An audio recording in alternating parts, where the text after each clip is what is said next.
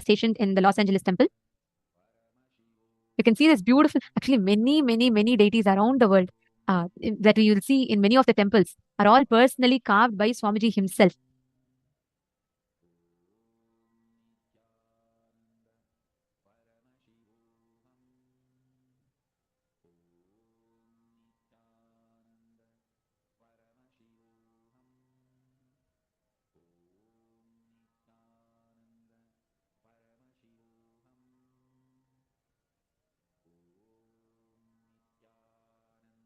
And understand, actually, if you see Parandama, right, he represents the ultimate consciousness of wealth. But when we tell wealth, it is not wealth as we understand, it's not money component alone. He represents the consciousness of abundance, the signs of attracting abundance in life.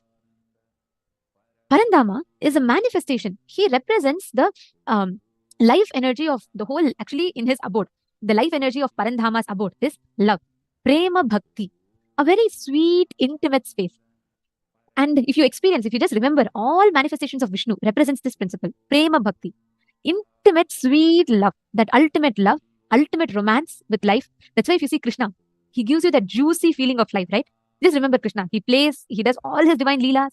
He's such a blissful form. He represents that life energy.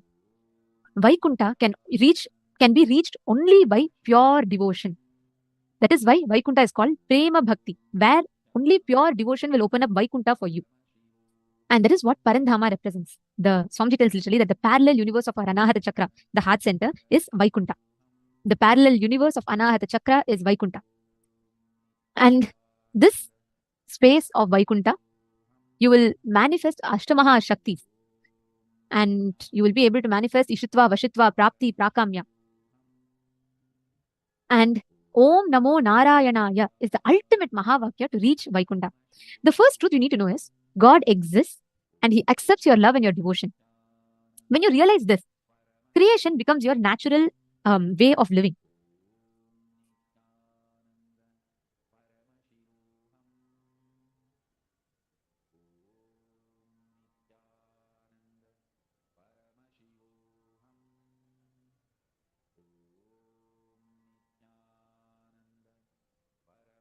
Actually, Swami very beautifully explains. Whenever you're in love, you always create, is it not?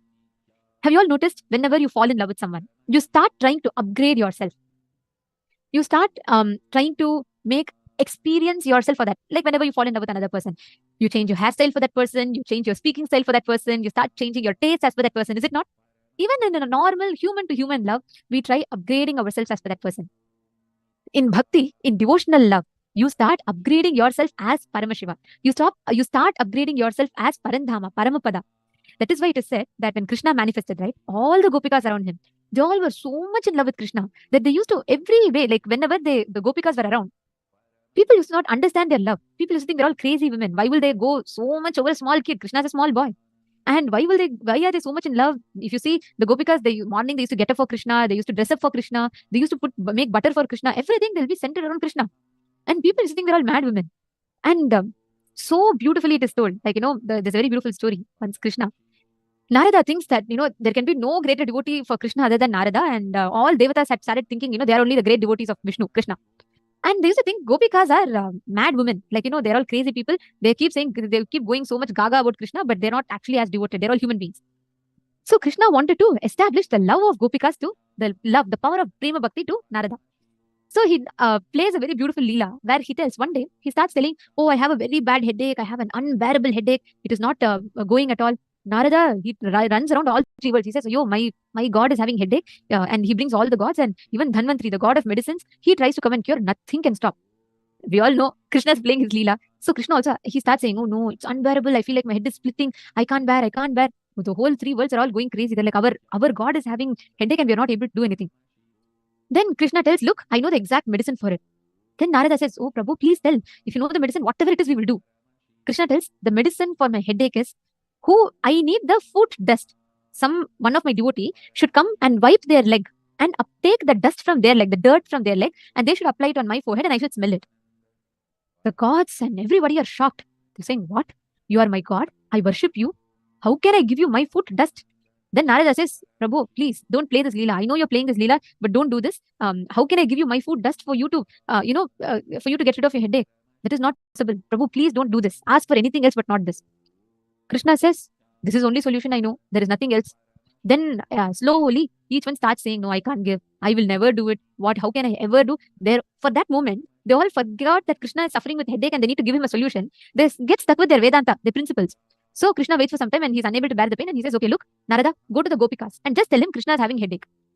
And Narada goes, he comes to Vrindavan where the Gopikas are all existing and he comes there and the moment he comes, no Gopikas seems to bother about him. And he says, I'm coming from Vaikuntha. That and all doesn't bother the Gopikas. They're all continuing the work. He tells that is where Krishna is. The moment they hear the word Krishna, they all run to Narada and say, how is our darling Krishna? How is he? How is he doing? What is he doing? Did you inquire? Can you tell us more about him? How is he existing? Then Narada says, look, all your Krishna is having a very bad headache. He's suffering with a very strong headache. They're saying, oh God, what can we do? Then Narada says, look, your Krishna is having a splitting headache. The only thing that can cure his headache is the dust from the foot of one of the devotee. Then if the dust is, whoever is having love for Krishna, whoever is great devotee of Krishna, they should put the dust from their foot onto Krishna. Immediately Gopikas, Narada thought, how will these Gopikas give? How can their food dust and all go there? After all, human being. Me, I am a great Brahma Rishi. My food dust itself can't go on Krishna. How can these girls give their food dust? Gopikas, the moment they heard that, they're like, God, that's all. He just needs the food dust. Immediately all Gopikas come together and they say, look, we don't know who amongst us is in great devotion to Krishna. All of us love Krishna equally, but we don't know who has real devotion and all that. So one of the Gopikas removes her own sari, the sari that is covering her. She immediately puts it on the ground. They forget. For them, nothing matters other than Krishna. So all Gopikas come, they all like wipe their feet on the sari and they collect all the dust and they say, Narada, we don't know who amongst us is devoted. Immediately take this to Krishna and tell him, these are all the Gopikas' feet dust and give it to him. Narada is like disgusted. He's like, first of all, these are human beings and they're giving their food dust to Krishna. And he takes it anyways, whatever said and done, he takes it to Krishna and he says, Prabhu, look what your disciples have done. Immediately Krishna, the moment Krishna sees it, he runs towards Narada. He smells that food dust of the devotees and he applies that not just on his forehead. He applies that all over his body and he tells, oh Narada, I am completely rid of my headache. Not just I'm rid of my headache. I feel so renewed with energy. Then Narada realizes. Krishna tells, the moment I told you I'm having a headache and I need this thing for you, even more than your love for me, your principles, your Vedanta was so important. For these Gopikas, there is no dharma, nothing, this right, wrong, good, bad. When it comes to me, they go beyond all the societal rules. That is why they're more dear to me. Narada realizes and he falls at Krishna's feet. That is why to this day, in all of Vishnu's temples, if you see, on the crown of Vishnu, there will be a footprint.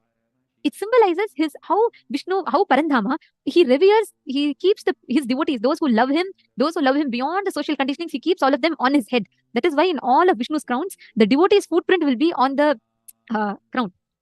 Understand, that is the power of prema bhakti. That is the power of devotion. Devotion surpasses all the social rules, all the social conditionings. That is what resides in Vaikuntha.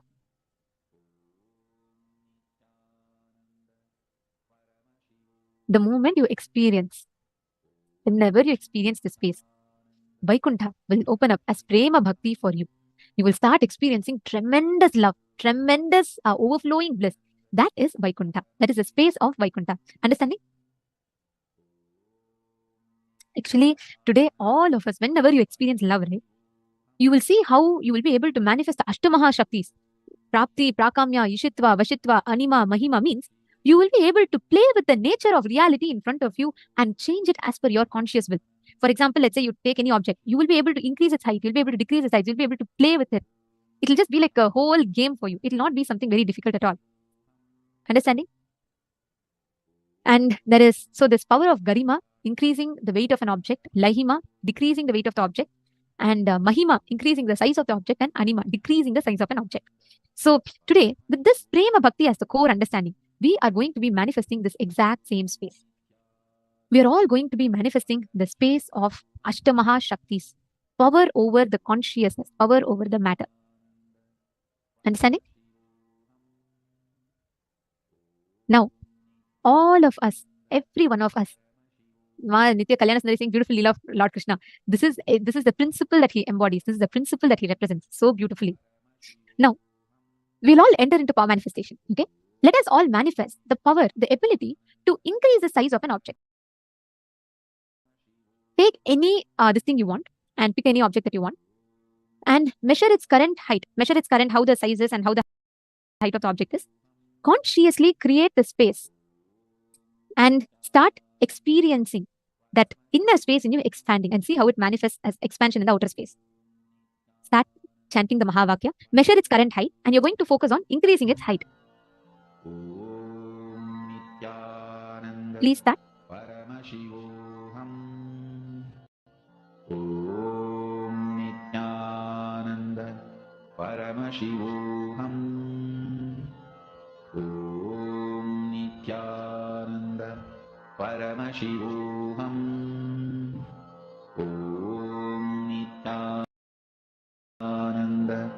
Paramashivoham.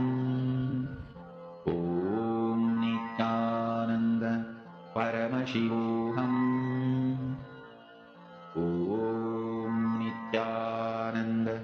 Paramashivoham. Om Nithyananda. Paramashivoham.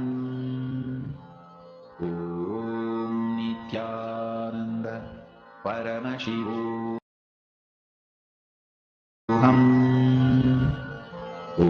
Om Nithyananda. Paramashivoham. Om Nithyananda. Paramashivoham. Om Nithyananda. Paramashivoham. Om Nithyananda. Paramashivoham.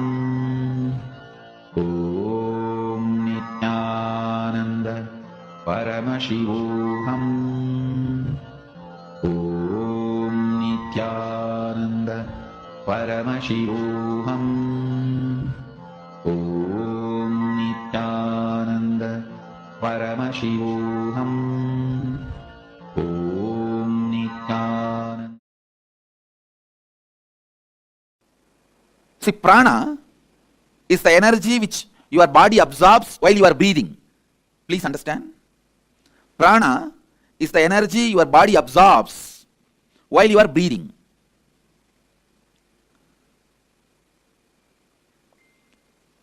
Air itself is not prana, but the energy which comes through the air is prana. Air is like a vehicle. Air is like a vehicle. On a physiological level, prana refers to your circulatory and respiratory systems.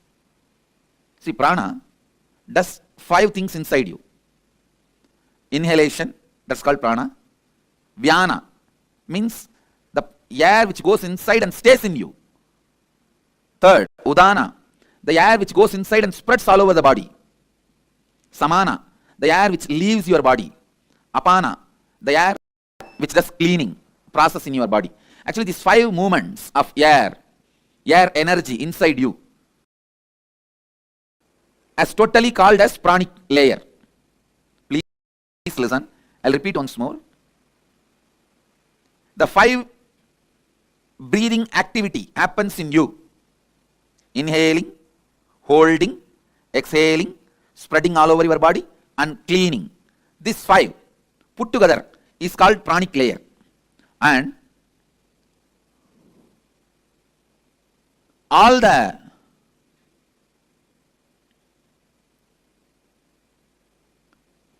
energy which happens during the breathing process gives life to you. So please understand, prana is one of the important source of life. In this layer, all our desires are stored. Desire related patterns, desire related engrams, desire related samskaras are stored in this layer. Please listen. Listen carefully. Your desires are your life. Your desires are your life. Listen. It's your desires which infuse life into you, and it's your desires which infuse energy into you. Same way, conflicts in your desires brings tiredness in you. Contradictions in your desires brings boredom in you. Confusions in your desires bring frustration in you. Please understand. Your desires are your life. Conflict in your desires bring confusion in you. Conflict in your desires bring tiredness in you. Confusions in your desires bring frustration in you. Its contradiction in your desires bring boredom in you. Actually, if your desire is pure, Every breath you inhale and exhale will make the desire into reality. When your desires have conflict, confusion, and contradiction, every breath brings tiredness, boredom, frustration in you. Every breath is like a air blower into balloon.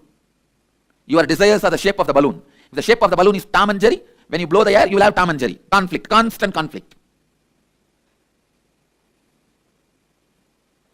If the shape of the balloon is just round, when you blow the air into that balloon, you will have a round balloon. The shape of the balloon is tall. When you blow the air into it, you will see tall balloon. Your breath infuses energy into your desire.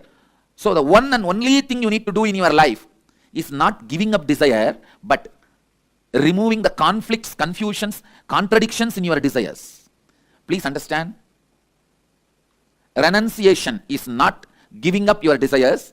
It is giving up conflicts, contradictions, confusions in your desire. Now, again, awakening your Kundalini Shakti, infusing into your Pranamaya, breathing layer, will make you get out of these conflicting, confusing, contradicting patterns. Please understand. Whenever you become powerless in front of a desire, that becomes conflict, that becomes confusing, that becomes complicating. Listen carefully. Whenever you become powerless in front of your desires, those are the moments the conflicting, contradicting, confusing knots are created in your desire pattern. So naturally those knots does not allow the fulfillment or completion of your desires. Now, one by understanding and completing, second by awakening your Kundalini Shakti. In both ways, I'll help you to overcome these complications, conflicts and confusions. This Kriya we are going to do, the process we are going to do now, is a very powerful process to awaken your Kundalini and your pranic layer, so that you can be free from all these conflict, confusion, complications of your desires. So listen, the first step. Listen to the first step. Inhale as slowly as possible. Hold as long as possible. Exhale as slowly as possible. Hold your lungs empty as long as possible. Listen.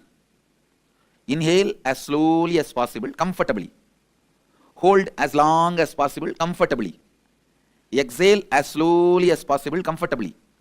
Keep your lungs empty as long as possible, comfortably. If you already have high blood pressure, any problem in the lungs, any heart disorders, any other serious illness, please do not do this Kriya. Others, do it very sincerely, as much as you are comfortable. Let's start the process. During the process, you should be standing. Please stand up. 3 feet gap between both the legs. Put your legs wide apart. Inhale and exhale as slowly as possible and as deeply as possible. Please tie the ribbon. Please close your eyes and tie the ribbon. Inhale as slowly as you can. Hold as long as you can. Exhale as slowly as you can. Hold the lungs empty as long as you can. Again start inhaling as slowly as you can. Please start. Continue again after a few minutes of break. The same breathing process. Others, please continue as slowly as possible, as comfortably as possible.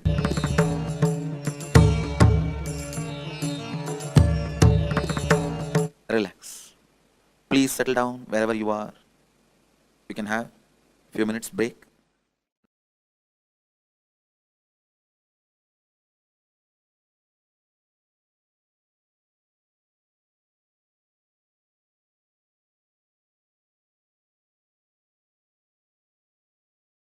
Om Nithyananda Paramashivoham. Om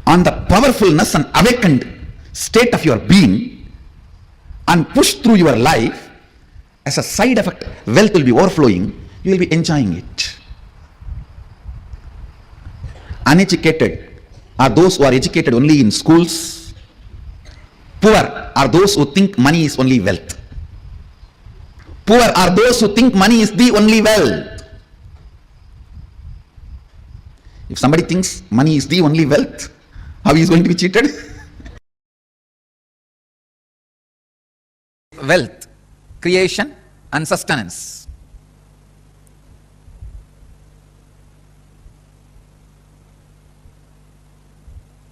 I can say life can be equated to two things.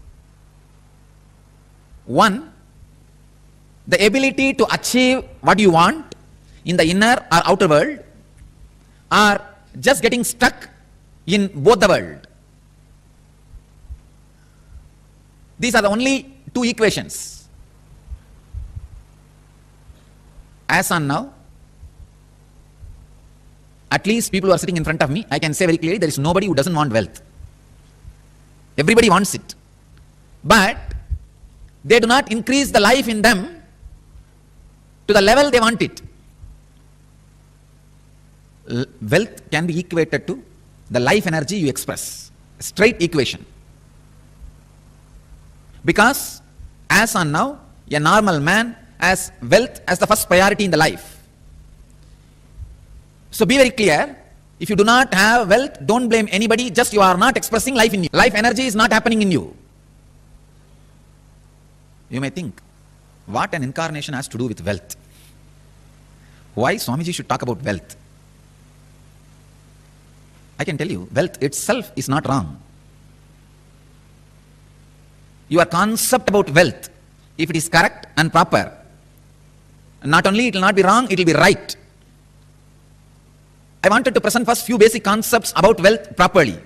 First, when a man decides to create wealth, not steal, understand, create wealth, you will have wealth and the great fulfillment you lived. And your whole energy will be towards the creation, not destroying others. I am seeing very clearly, the fellows who are interested in destroying others, going after people, harassing them, they are completely dull, dead. In their very consciousness, they are poor. I tell you, the consciousness, attitude which works towards creating wealth makes you non-violent, because your whole energy becomes creative. Creating wealth brings tremendous interest in life and non-violence. First I have to clear all the wrong concepts about wealth. Only then I should talk about wealth. Otherwise you will not be able to grasp why an incarnation, a Paramahamsa should talk about wealth, why a sannyasi should talk about wealth.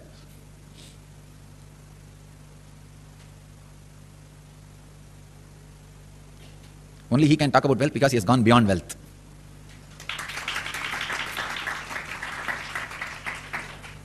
He cannot be made wealthy by wealth. Only a man who cannot be made wealthy by wealth has a right to talk all the secrets about wealth. Even your professions, careers, build as per the Hindu tradition and Hindu scriptures, because they are so much of life positive. And I tell you, the wealth you generated by being life positive is awarded to you as your richness in any plane. Please understand, with all my integrity to Sadashiva, I give you this cosmic legal advice. For example, if you are a doctor, an ethical doctor, and you are serving the life and making money, that wealth comes with you even when you go to Kailasa or Swargaloka, or when you come back to planet Earth. Please understand. I am very responsible when I am uttering these words. These are really true. But if you kill somebody, murder, sell alcohol, or sell meat, and make money, not only that wealth will not come with you when you move to different planes, that sin and the torture and the suffering follows you wherever you go. One of my close disciples who listens to my words, I told him, see, I can relieve you from any sin, but don't run non-veg hotel. Even I will not be able to help you handle when you leave the body. He listened and left it. Left the non-veg hotel. That was his profession, his bread and butter. But he said, Swamiji, you said, that's all, no more. He just shut it down. contribute. For example, if you are running a software company and making money, it's a contribution. It's good for you. Contribute and make money. If you are selling a house, doing real estate, it's good for you. It's a contribution. In that, making profit is not wrong. But fundamentally, it should be contributing to humanity. Never do this meat, alcohol, that kind of business, which is harming the beings. Same way, tobacco. Never, never, never do that. Tobacco, alcohol, and any of the violence related, like killing animals, or even the violence based silk, the silk which need to be produced by killing the silkworm. No, no. Do not go for any of those careers and professions. Say, for example, when you are running a software company, you invest only $10,000, but you make $1 million, nothing wrong. That is not at all wrong. That's not at all. That wealth will come with you even when you move to a different plane or when you come back. Any wealth generated by contribution always comes with you. It is permanent. Never create a wealth based on violence. For example, you are a teacher. You teach good things, not bad things. Of course, if you are teaching to kill, that will not be a good money. If you are teaching people to contribute and generate wealth, that will come forever with you. Anything done by contribution, addition, will come with you forever. See, money is simply extension of your understanding about you, your strength on you, your strong belief on you. I am not talking something impractical, please understand. No, I am not talking anything mystical or impractical. Whatever I am talking is a formula. It is not just miracle happens only in my life. It is a formula which can happen in every one of your life. The right attitude towards money is, please understand, the right attitude towards money is, it has utility value for the things you want to do. Neither suffer with the feeling I don't have enough, nor be overloaded and develop arrogance or ego or influenced by having it. Neither be influenced by not having, nor be influenced by having. It is such an awareness game. Wealth is not something outside from you. It is extension of what is you. Please understand. You go on accumulating something in your life. If you are conscious, organized, you accumulate wealth. Otherwise, you accumulate poverty. But you go on accumulating something. Please understand. You cannot be in between. You can't say, no, neither I am progressing, nor I am losing. No. Either you are progressing or you are losing. Means, either you accumulate wealth or you accumulate poverty. Accumulation is your life. Wealth is not something outside you. It is extension of you. What you feel about life, what you feel about you. All these ideas only decide whether wealth is going to be around you or not.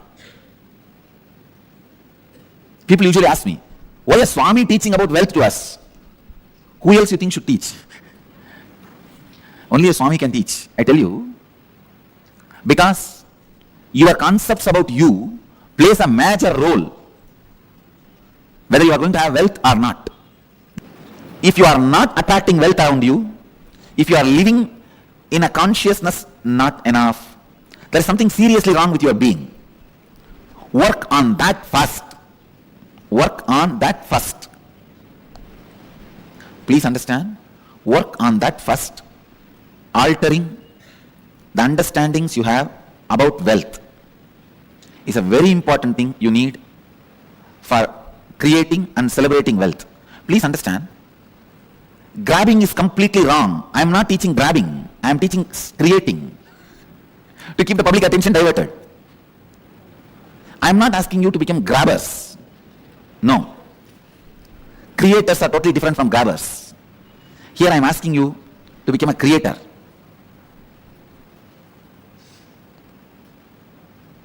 Wealth is not just money and gold alone. It is a space in which you feel abundance. I'm not saying without money and gold start feeling abundance. Have enough and have the space enough, both. Have enough, have the space enough, have both.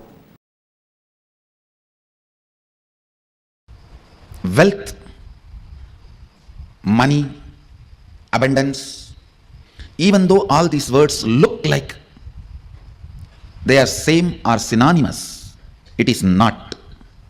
Please understand, money is directly controlled, manipulated by few people who keep that concept alive. When brilliantly, intelligently, few people play with your greed and sell you some concepts and make you work for those ideas, that is money. Money is not abundance. I am not saying for abundance money is not required, but I am saying money itself is not abundance. Please understand. Abundance is overflowing ecstasy, confidence in you that you can exist. Your existence is joyful, blissful for you and the people around you. Please understand. It may be looking very mystical. I'll explain step by step. But today I wanted to give you the last word on abundance. No beating around the bush. Last word on abundance. Listen. Even that word has nice meaning. Abundance. Bund means bank. Abund means without bank. Dance. Jumping without a bank. Jumping without a bund.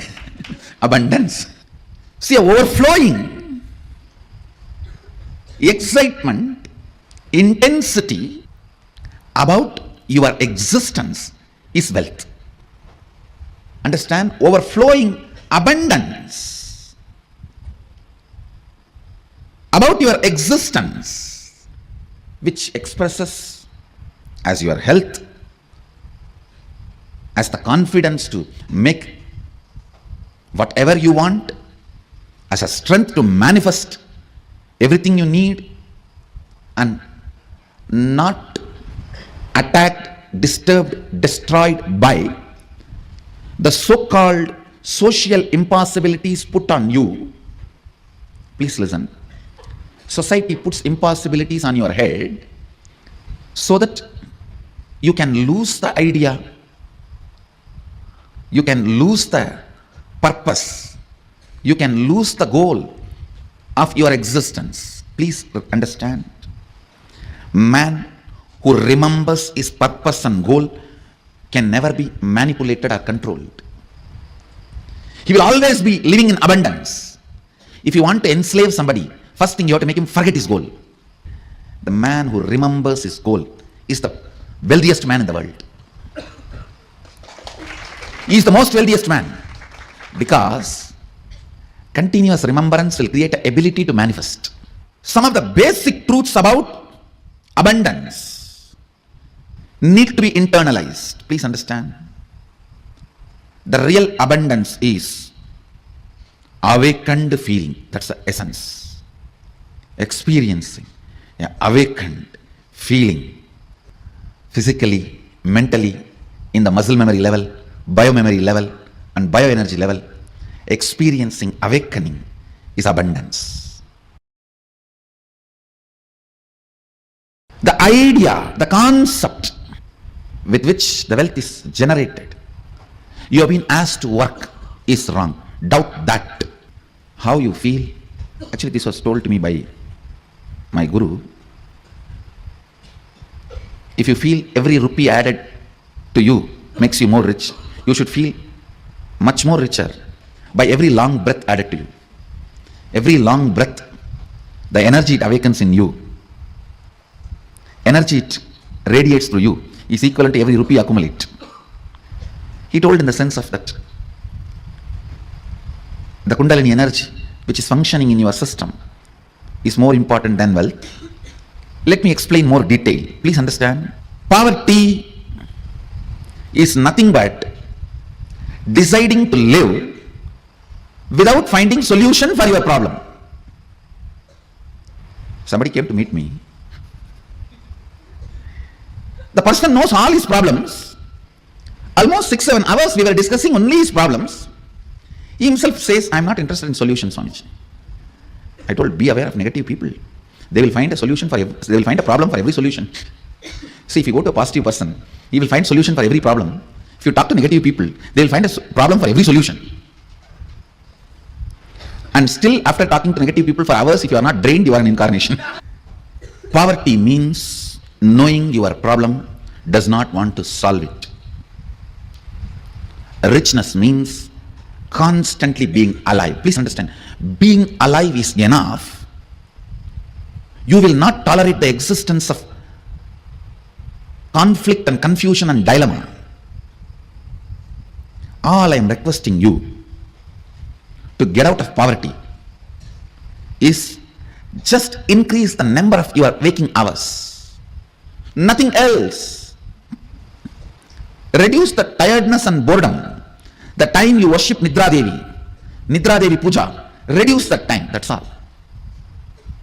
Increase the number of waking hours, I tell you, because by your nature you cannot survive with dilemma and conflict.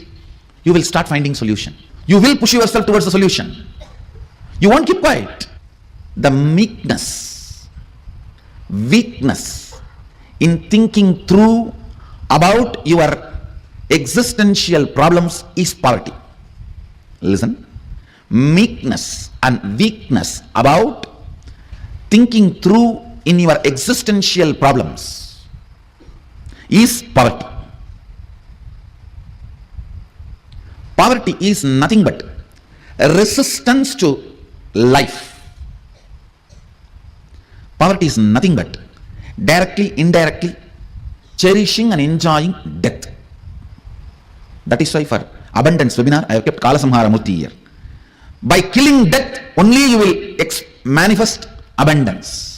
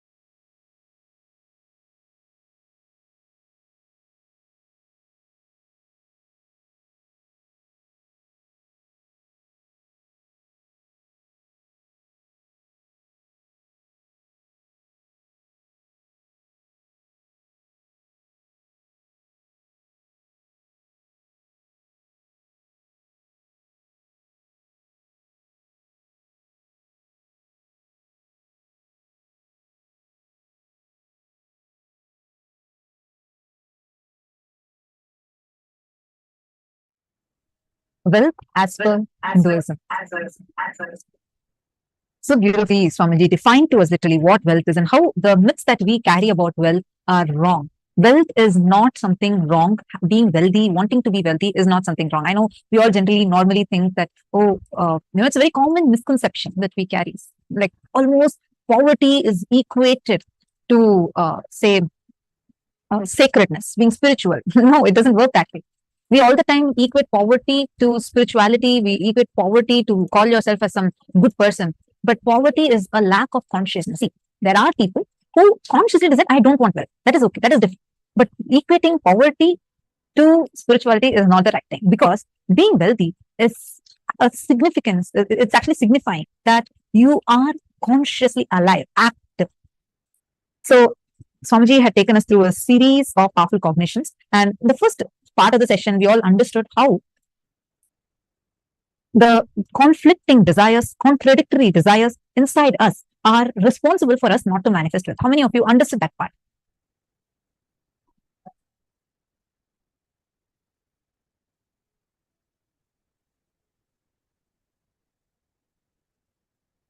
Yes, yes. Okay, great. So now we are going to understand this step by step. Ankita, Ma Ankita, is Anisha also there with you? Actually, this concept would also help. I only see you. Okay, I see both of you now. Great. Yeah, Anisha, I think you could be a little more visible. That I'd be able to see you. So I couldn't see you earlier.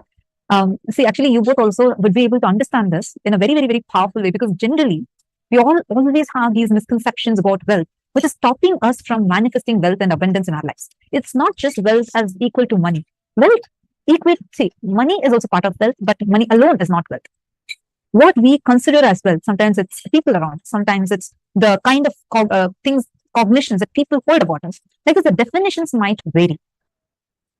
First, how many of you understood the ideas, misconceptions you're carrying about wealth? For example, wealthy people are arrogant people. Wealth is just too much of a headache. How many of you see, we buy these ideas from movies? We see always these, that we are villain, especially South Indian movies. If you had seen, you definitely know what I'm talking about. The villains will be portrayed as like most like a very rich person, and they'll be very arrogant, and they would be the type of person who's planning, scheming, and attacking, whatnot. Subconsciously, we started thinking, many people started holding, wealthy people are very arrogant people. Wealth brings arrogance with it. Getting it? How many of you have such cognitions inside? That's my biggest problem in life, by not understanding correctly about wealth. Ma Nithyananda Jnana Yogi has posted. Yes. Actually, Ma, that's one of the biggest problems that almost everybody has. Ma Zinjangzo, I'll come to your questions about God a little later. First, let's understand this one concept about wealth, okay? Then I request if you could top it up again a little later. I'll definitely answer your question. See, the cognitions you carry about wealth, wealthy people, all of these matter. You go on saying, I want to become rich, I want to become rich. And one more side, you keep cherishing the statement saying, oh, wealthy people are arrogant people. How do you think then wealth is going to manifest for you? Understand, you actually have the power to manifest what you believe. When you believe wealthy people are arrogant people, your consciousness is definitely not going to manifest wealth for you. If you believe wealth is overwhelming, definitely your consciousness is not going to manifest wealth for you. Once you have a desire to be rich, you want to get more money, you want to buy your own house, no problem in those desires. Problem comes when the desires get conflicting, contradictory, and complicating. So now we need to understand this. Where does this actually happen? Let's understand about this conflicting desires, contradictory desires, and complicating desires. Okay, I want you all to do a quick activity with me. I know we do it every season, but this gave me such a powerful understanding. So could you all do this along with me, please? May I request all the participants to close your eyes? You're going to visualize along with me, and you're going to be visualizing whatever I'm telling. Okay, ready? Please close your eyes. Visualize these things. I am walking. Just visualize yourself walking. I am sitting. I am running. I am dancing. Just visualize these things. Visualize you doing these actions. Now visualize, I am not running. I am not jumping. I am not sitting. I am not standing. Please relax. Okay, now could you all take a moment and share with me. What did you observe? Whenever I set a positive action, when I say, I am running, I am walking, I am doing this action, were you all able to visualize you doing those actions? Yes? Wonderful. Now, how about when I say, I am not doing a particular action? I'm saying, I am not jumping, I am not standing, I am not sitting. Were you able to visualize those actions? Probably you would say, yes, I visualized. And you said, I'm not standing. I visualized I'm not standing. Well, how did you visualize it? I visualized myself sitting. Again, you visualize only an other action. The word not does not exist in our visualization. How many of you are getting this? There's no and not. You cannot visualize it. How many of you are clicking on this? Oh my God, yes, yes, yes, yes. Nithyananda was saying, yeah, I did not know what to do. I know, right? First time when they made me do this exercise, I was like, what should I think? What should I think? Come on, I'm not getting a visualization for it. How many of you are clicking with this? Hey, come on, I see so many of you in camera participating. I request you to post messages. See, we are having participants across like 10 different Zoom rooms.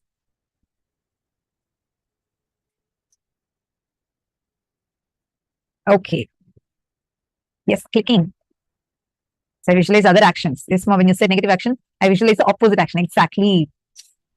Here comes the point. We go on saying, I am not poor, I am not going to be poor, I don't want poverty, and visualize and think, aspire that you become rich. You're empowering poverty when you keep saying, I don't want poverty. Your mind, your brain does not cognize the word no. When you say, I am not wanting to be poor, I do not want poverty, you visualize poverty. It's not just visualization alone. It is what connects inside of you. Your consciousness goes on empowering poverty, tatastu, tatastu, tatastu, so be it, so be it. And you manifest poverty as reality, and then you have a complaint. God is sitting somewhere and conspiring against me and making me so poor. Who's conspiring against who? We are doing it to ourselves by going on cherishing the type of thought current called as the contradictory thought current. In the same sentence, you have desires that are contradicting each other. Simple example. I want to get rid of this headache. That sentence will never get you rid of headache, because every time you say that sentence, you're empowering your headache. One side you are desiring to be healthy. One more side you're desiring headache. How will that healing happen? How many of you are understanding this? See, this is an important subject, because today the wealth manifestation, if you click with this, any desire you have, it can become a reality.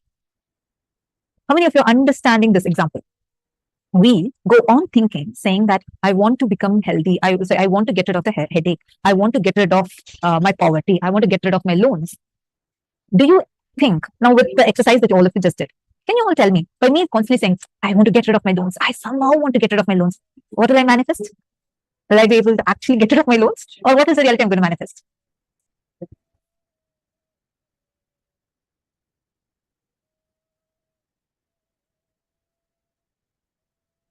By constantly saying that I want to get rid of my headache, what exactly am I going to be, by constantly saying I want to get rid of my loans, what is the exact reality I'm going to be manifesting? Please take a moment and post.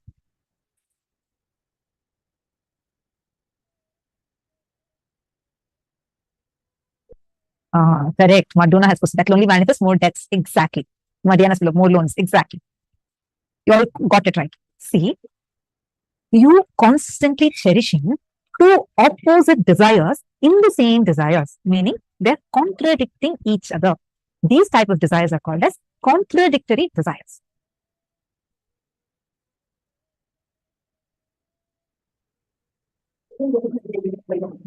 Okay. Ma Uma lam kaje lam sorry. Ma Uma. I'm sorry, I'm not able to pronounce the last word. I really apologize for that. Ma Uma, you have posted another example saying you have a conflict between spiritual and material desires. That is not coming under this subject. See, there are three types. First, contradictory desires. Same desire. You have two contradictory thoughts within that one line. Means the sentence is contradicting itself. The same desire is contradicting the purpose of it. Next, conflicting desire. Conflicting desire means two desires. Like example you posted is conflicting. The spiritual and material issues. You all the time want to do spiritual practices, and you all the time want to increase the income and through better paying jobs. See, first of all, these two are not conflicting, but right now you feel these are conflicting. Let's address it as conflicting desires. So this is conflicting desires. Third category means, see, conflicting, are you understanding? First, are you clear with contradictory? Contradictory desires, same desire. You have two different, like you have a desire to become healthy, but you go on empowering your headache. So your desire is one, but what you're empowering through the desire is contradicting the very purpose of the desire. Because the mind does not understand, no. I want to be rich is different from saying, I want to get rid of all the loans. I want to get rid of all the loans. That I want to get rid of the loans is a contradictory desires. Conflicting desire is, night you decide, I got my new yoga clothes. I got a new yoga mat. I have all the equipments ready. I even got new gym equipments. I kept my alarm, everything. I'm keeping it. Tomorrow's sleep. I'm deciding that I'm going to become healthy, fit, and you prepare everything and tell yourself, I am going to do yoga tomorrow. I'm going to do a heavy workout tomorrow. Go to sleep. Tomorrow morning alarm goes off exactly in Brahma Muhurta time. And what happens inside you? One more desire just jumps off. That's this. I desire to sleep a little more. And the little more extends, and you miss yoga in the morning. Now, these two are conflicting desires. Once you want something, and one more time you want something else. How many of you are understanding this? At one morning, you feel all up and alive and say, come on, I'm going to achieve things today. Today's going to be a great day. I am visualizing by the end of this year, I should become my own boss. I have to be a CEO. I have to do this. You empower yourself with those thoughts. You plan your day with all that. By evening, you just come back from the office and you just say, hell with all this. Let me not deal with these things. I just don't want job. I don't care of any of this. Let me just go sit somewhere, just leave all this and run away. Just sit and relax and enjoy. Once you're aspiring to take on more work and become a totally active person, all want to be the CEO, doing so many things. By evening, you just want vacation. How many of you are catching this? Two different desires, but are conflicting with each other. It's called as conflicting desires. How many of you are getting this? Come on, all of you, please post in the chat if you are able to understand. Asif Shah is saying this is very interesting. I saw it all. What can you give an example of contradicting desires? Asif, are you understanding what is contradictory now? I saw your message late. I gave an example. Were you able to understand now? Please let me know if you understand. Okay, thanks. Great. Vanahastanandaya. Great. So now, let's all work together on understanding the next time. Complicating desires. Complicating desires means you want something. Instead of directly getting it, you try a very complicated way and then forget the very way how to achieve that desire. Like, you want promotion. Instead of focusing on working in a straight line, meaning you working intensely and increasing your efficiency, whatever, and achieve that promotion, you go on working in the opposite direction. You go on thinking that, okay, I'm going to first impress my boss, I'm going to impress my manager first, and then I'm going to be getting good name from him, and then I'll do this, then I'll do that. By then you're going to forget the original desire you started with. I remember the example Swamiji gave. It is like you're trying to get married to experience true love. That's an example of complicating desire. Okay, just kidding.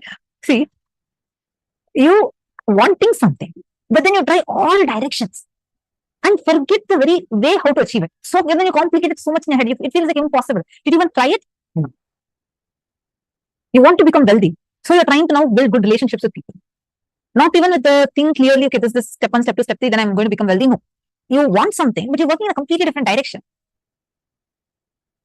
Ma Vimala has posted, we need to learn more positive words. Actually, I feel really blessed being grown up in Gurukul because our language is like that. We do not use the words no, not, all of these. These are called as negative words. We use only avoid. Like, for example, if I'm in Gurukul, like let's say I'm conducting the program, like normally how we talk would be Tattvapriya avoids wanting this. Not that I will not say, I do not want this. Actually, we talk, that's actually called as Sat Bhasha. That's exactly what we all learn in Gurukul, and that's how we talk. We say 0, avoid wanting. You'll feel funny, like, oh, what's there? Just changing few words. The power it has. It even has the ability where you'll be able to even heal yourself. Is posting lol with the marriage and love. Actually, that example is how I understood. Somebody explained this, saying this is an example for complicating desires. With this example, I understood what complicating desires mean. Okay, see, same thing for wealth, same thing for health. You want to become healthy, but then right now you first are looking at, you say that you really want to become healthy. You go on visualizing and saying, I really want to do all these things. Then you just are right now working on going to your friend's house. Like, it's like not a straight thing. You think first I'll go be with my friend, then I'll inspire her, then I'll go to gym along with her. But that then never happens. You are, instead of doing this, try to come all the way around and try to touch your nose. It's sometimes never going to happen. And you complicate it and you feel like almost impossible. How many of you understand complicating desires?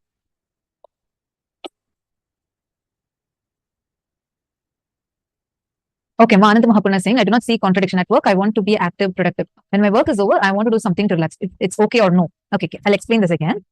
See, first thing is contradictory desires. Contradictory means I have a desire. In the desire, let me say, I don't want to be poor. I don't want to have loans. But when I'm actually thinking I don't want to have loans, I'm only empowering loans more and more. So my very desire is contradicting with itself and wrongly empowering something that I don't want. That is called as contradictory. Clear?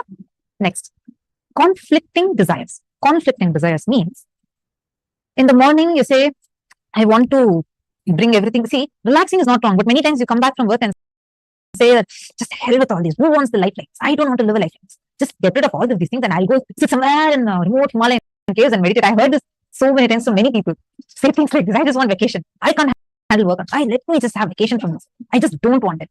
It's not from the context of just relaxing, but more from a desire to just be without any of this tension. So there is one side you want something, another side you want something else, which two are contradicting. It's like, I'll give you a simple example. Health. You want to be healthy and you want to eat junk food. This is called as conflicting desires. You're understanding? There's a conflict between your two desires. Are you understanding, Mananda Mahapurna? Third, complicating desires means you want to achieve something, but you don't even approach it straight. You go all directions. By that time you go through all directions, you forget the very reason why you started. You want to originally go to a shop and buy a packet of milk and come.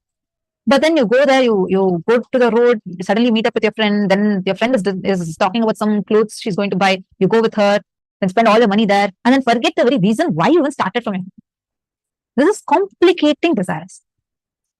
Now Vimala is asking, is the sentence, I do not want loans, contradictory because of the word loan in it? When you say, I don't want loans, what's the exact visualization you have? What is the exact thing you visualize? You visualize loans, you're struggling with loans, something to do to empower that loans more and more. Then it is a contradicting desire because that is what you are, it's actually creating an opposite effect of what you originally want. Okay. Glad that all of you are understanding.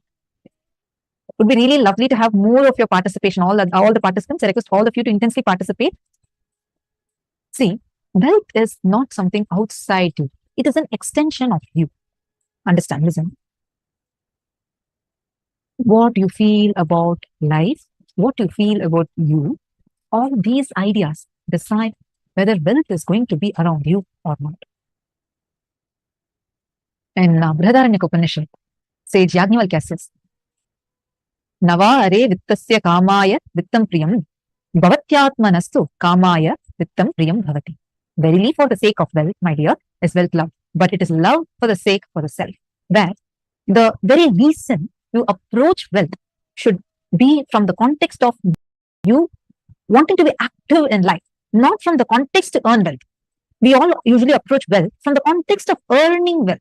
Like you say, you want to go on earning wealth. Earning wealth for what? You want to enjoy it. It's like you go on spending your health and try to earn wealth, thinking one day you'll enjoy it. But by the time you get retired, you start giving that wealth back to trying to get your health back, and you never actually get to enjoy wealth. Working is not wrong. Earning money is not wrong. The context is the thing that matters. I think many of you clicked at this marriage example. Ma Nithya Kalyana Sundari has posted. Complicating desire. Want to be in love in a marriage. Contradictory desire. I do not want loan. Conflicting desire. I want to be CEO. And then again saying in the later saying, just hell with all this. I need vacation now. Exactly. You're right.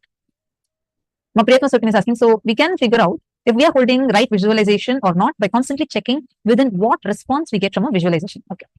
First, let's address the words itself now. A simple example is, instead of saying, I want to get rid of these loans, you just say, let me be wealthy with abundance. Just the change of those words will create such a positivity in you. Try now. Try closing your eyes and telling, I want to get rid of all my loans. See what's happening in your space. Now try, I want to become extremely wealthy with so much abundance, which makes you feel more expanded.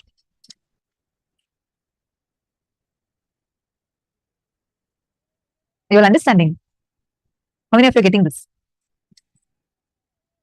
See, now just by you changing, saying that, okay, by constantly saying, I am rich, I am rich, I am rich, it's not that immediately you'll become wealthy because you're also going to have a self talk. But your desire, you can definitely replace. Meaning, you can, it's not just the thing of replacing, it is you're creating a new desire to replace this.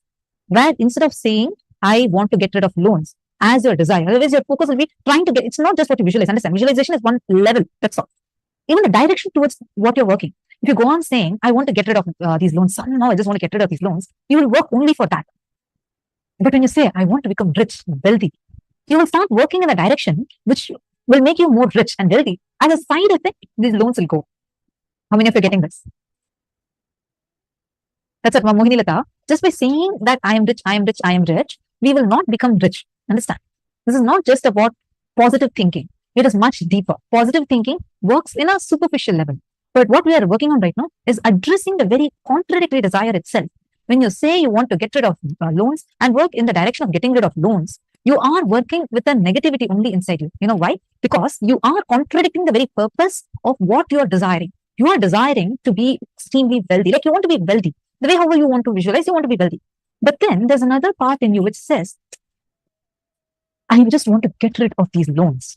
Then you'll only try to work as per that, and more you'll keep on removing your loans, and more it will keep manifesting in your life. So first change, you're going to identify where are these contradicting, conflicting, and complicating desires.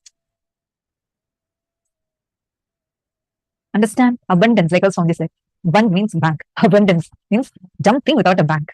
Overflowing excitement, intensity about your existence, which expresses as your health, as confidence to make whatever you want, as a strength to manifest everything you need and not feel attacked, disturbed, destroyed by the so-called social impossibilities put on you is abundance. Exactly like how Swamiji is literally living it. You will never see the external circumstances ever having the ability to be able to stop Swamiji.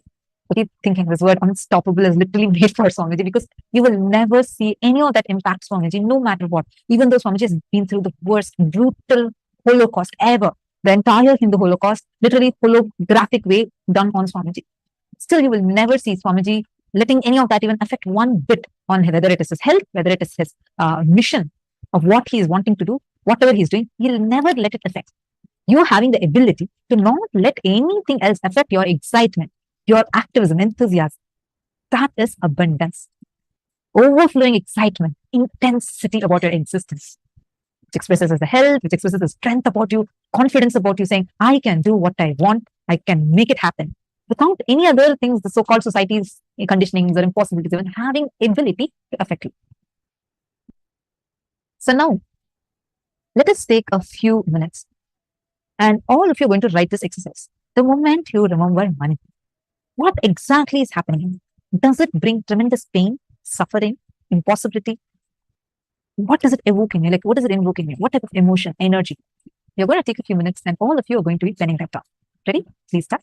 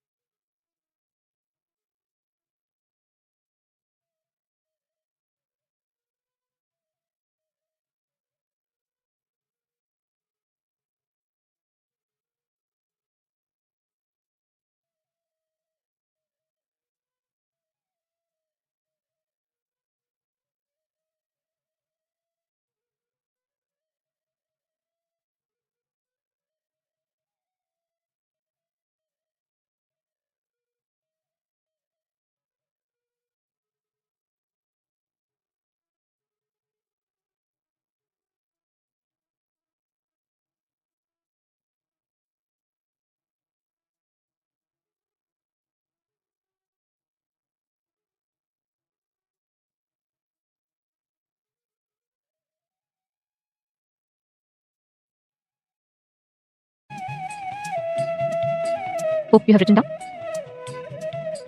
Hope all of you finished writing. Yes. See, please understand, the essence of this is very simple. All your desires are like balloons. Let's say you have a Tom and Jerry shaped balloon, conflict. Or let's say you have a Mickey Mouse shaped balloon. Let's say you have a heart shaped balloon. Let's say you have a demon shaped balloon. Each balloon can be different shapes. Each of those balloons are like your desires. Now, if you blow air into Tom and Jerry balloon, you can't expect it to be heart shaped, right? If you blow air into, let's say, Mickey Mouse balloon, you can't expect it to be Tom and Jerry, right? What you blow life into, that desire becomes reality. That's a simple law of life. Imagine this, okay? You have hundreds of desires, very true. But what do? Morning we desire, I want to become wealthy. So we go and blow air, which is give life to that desire of wanting to be wealthy. By afternoon, you drop that balloon, you run to the next balloon. You say, I don't want to be wealthy first, I just want a vacation. Then you start blowing air into vacation balloon. Then what happens? When you're blowing air into vacation balloon, you can't expect the money balloon to become inflated. Life is very simple. Swamiji gives this analogy so beautifully, and I always click with this example. The law of life is same. Life, each desire is like different balloons that you have. Which one you give life to, it takes the shape of that. You cannot give life to conflict balloon and you can't expect completion. You can't give life to marriage and you cannot expect joy. Just joking. But each of these, all these contradictory, complicating desires, just identify where and how do we create it. How do they get created? And see that. Complete with this. If you become consciously aware, that is enough. Just if your consciousness becomes aware of it, that is enough. From there, you will see how you will start manifesting it. Now, take a few minutes and all of you please write these 3 steps. Write down all the desires you have related to money in all 3 forms: earning, spending, and saving. And for each of these desires, identify if you have any conflicts, contradictions, or complications. And then make a list of conflict-free, contradiction-free, complication-free desires and make it everything, especially in the aspect of wealth, in the aspect of earning, saving, and spending. Please start now.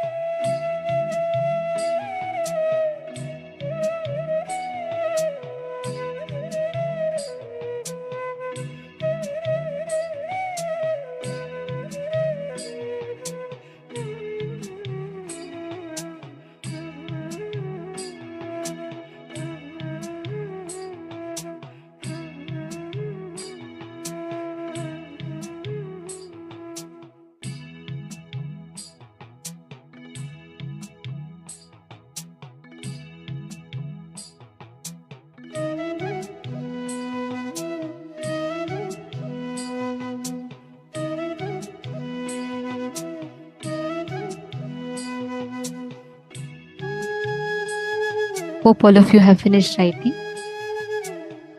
Now, we're going to be entering to the next part of this session where we will be learning about how we can complete with the restricting wealth patterns in us.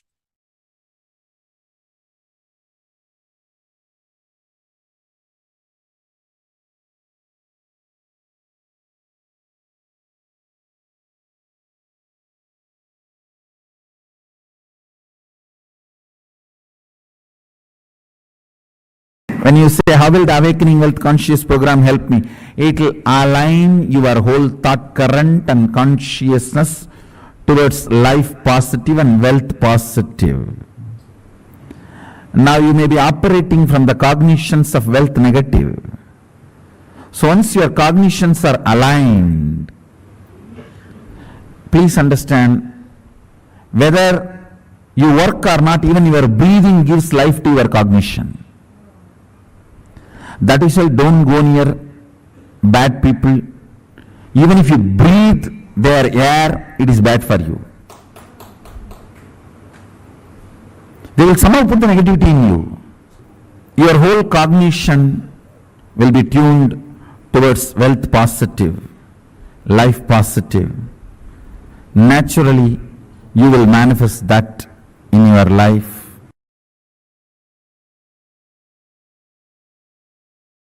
Understand, giving 1 crore does not make somebody wealthier. Somebody who feels wealthy gives 1 crore. Understand, abundance is the confidence they have on themselves and their existence to manifest as much as they want, so they go on sharing, breathing out so that they can breathe in. They know they can breathe in, that is why they breathe out.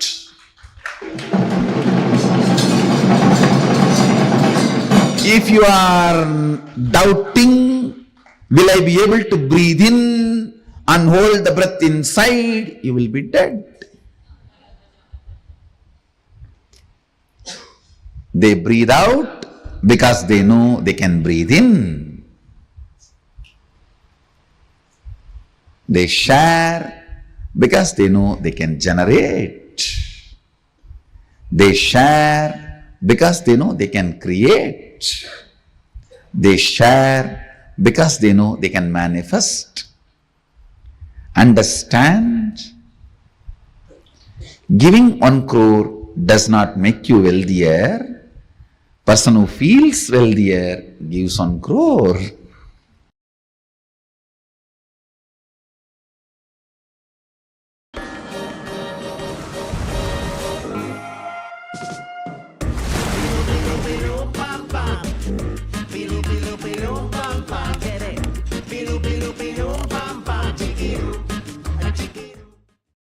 Are you a new business owner and your current refrigerator consumes too much electricity? Because you have a prejudice, it cannot be solved. All of you understand? How you relate with yourself. Conflicting, contradicting, complicating the desires. I also wanted you to understand how you relate with yourself. In 2 ways you relate with yourself. First, the lower identity or the lower ideas you carry about you, or the higher identity, higher ideas you carry about you. If I have to give an example, very small things sometimes you feel, no, I cannot walk 3 floors and go to my office. So I don't want that job. Sometimes very small things, you complicate it so much and you really believe it is a big problem. I am giving you one example. But look inside, you will see hundreds of examples where such a small thing,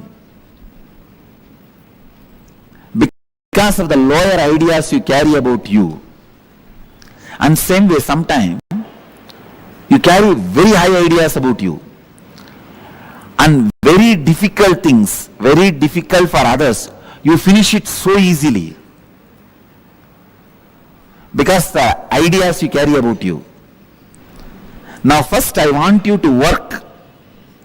I'll give you a small exercise to work on the ideas you carry about you, so that I'll lead you to the next level of conflicting, contradicting, complicating desires. You felt very low and unhappy. Describe the incident and write down the experience you had about yourself. Contemplate and write down the lowest ideas you carry about you. I am not capable, I am not good enough, I am a failure, whatever you are carrying. Second, recollect the first incident in your life when you had the first idea about money. What were your first thoughts and engrams about money? Third, scan your whole life and identify if you had incidents in your life where you are left incomplete in aspect of money. Means feeling unfulfilled because of money. Write down the wounds that got created in you and in your relationships because of money. Answer these 3 questions. I'll make you understand conflicting, contradicting, complicating desires, and how the higher identity, lower identity you carry. It is almost like a bypass surgery. Please, I'll give you the example. When I say write down any wounds that got created in you in your relationship because of money, somebody asked you money, you did not give, and the relationship is broken. Or you gave money to somebody and they did not return it, the relationship is broken. Or you asked money, they did not give, and the relationship is broken. Mention all those, record all that. Then I'll give you the deeper insights.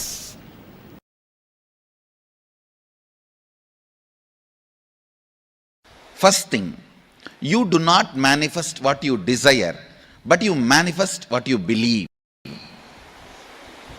You manifest what you perceive. You manifest what you cognize. If you cognize struggle as you, if you believe you as a struggle, you will manifest only that.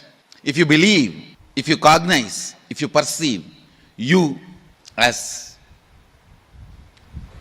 the ups and downs, you will manifest only that in your life. So the first basic truth. So if you perceive yourself as a struggle, you will manifest only that. And you desire health, wealth, joy, completion, enlightenment, stress-free, beautiful, blissful, content life. But you perceive you are not qualified for that, or that is not going to happen for you. You are not capable of taking responsibility for that. Unfortunately, you manifest what you perceive, not what you desire. Unfortunately, you manifest what you believe, not what you desire. Now, this gap, struggle, is what I call incompletions, mental patterns. When the completion starts happening, your perception, your beliefs become your desires. Your desire and your beliefs becoming one is what I call completion. Then simply you start manifesting. What do you want to manifest?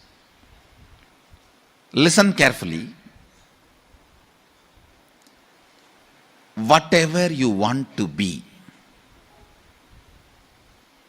enlightened, healthy, wealthy, whatever, the actual work you need to do is on your fears. Actual work you need to do is on your fears.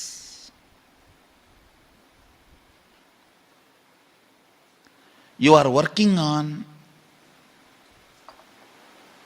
many wrong things. You think you need to work on your desires. You think you need to work on your energy. You think you need to work on your activism. You need to work on your intelligence. No, I am telling you, intelligence is not information. It is ability to handle information. That comes only when you crack down your fears. In the path of enlightenment, if fear is a wall, desire is just a small rope hanging between two poles. Guilt may be a small one thani bush in one corner, which you may not even need to attend. Many things which you may not even need to face, you go on wasting your time on it, working on it. Actually, what you need to face, you need to crack down on your fear. That is the most important wall you need to break. Even here, the secrets of attracting wealth, the most important thing you need to break is your fear.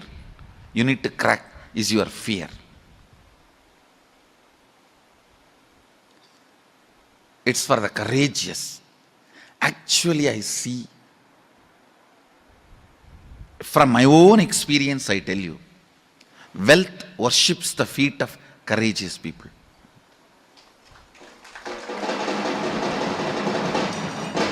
End of the whole secret. You may think, looks too plain, too bland. Internalize your inner space. Internalize this truth. Use this truth as a weapon to beat yourself down. Understand? If you beat yourself with the truth, you will never collapse. You will raise up.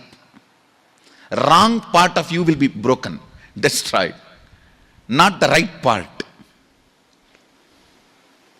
If you beat yourself with lies and luxuries, you will unnecessarily not only create powerlessness, you will be growing in wrong direction. Drill yourself with this one truth.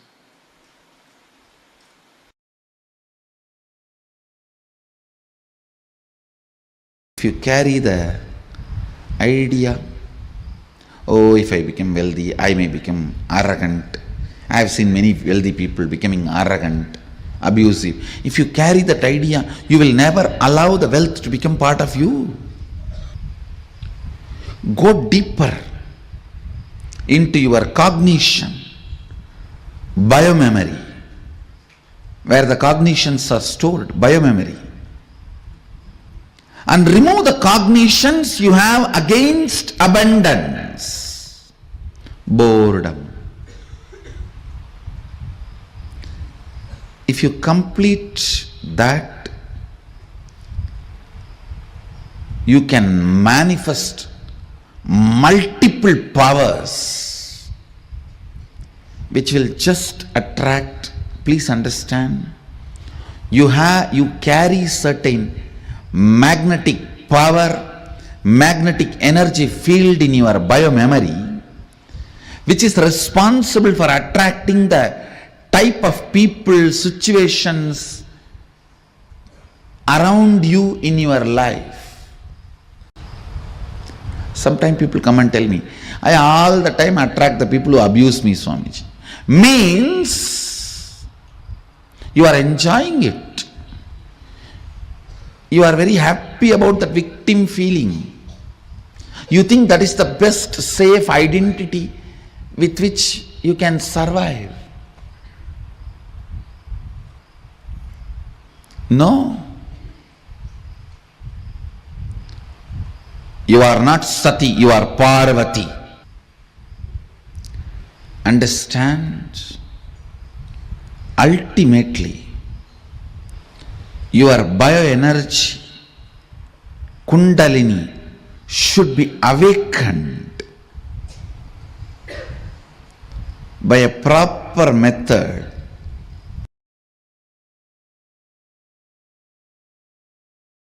Known or unknown, you can complete. You can be out of it. It is possible. It is possible. I'll explain this science of completion. Understand, this one technique can help you whether you want to get rid of your headache or your whole ignorance and get into enlightenment. Whether you want as simple as healing your headache or as complicated as enlightenment. Anything, this one technique can give you. This one technique,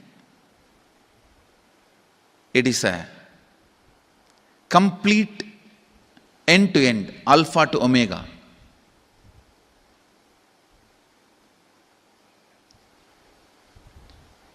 It's from Sadashiva directly. In the Agama, 94th verse, 22nd technique.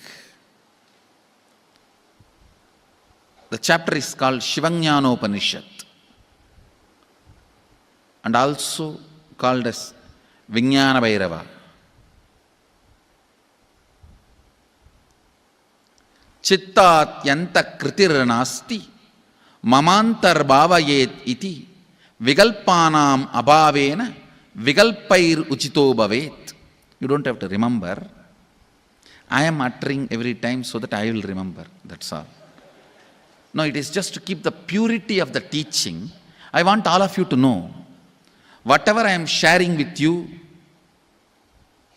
is my personal enlightenment experience, which is in tune with the earlier master's experience. My Apta Pramana, my Atma Pramana in tune with the Apta Pramana, means the earlier masters. The Shastra Pramana. Only that can become your Sakshi Pramana. Never learn from a person who does not have Atma Pramana, enlightenment. He will be only Pandit, repeating. Same way, never learn from a person who claims, yes, enlightenment, but does not keep his experience in tune with the Shastra Pramana and shares with you. It's always dangerous. Maybe it must have been good for him, but we don't know whether it is good for all of you. The Atma Pramana should always be acid washed with Apta Pramana, Shastra Pramana. Only that can become Sakshi Pramana, experiential reality for you. Never learn from anybody who has only knowledge, not experience. Same way, never learn from somebody who claims having only experience and does not connect, purify, make it in tune with the Shastra and presents it to you. There is always a danger. If you don't bother about the Shastra Pramana, you may be having kakka biryani. Be careful. Listen. To keep the purity of the teachings, I keep the original Sanskrit verses. I'll give you the translation now. Consciously feel within the mind stuff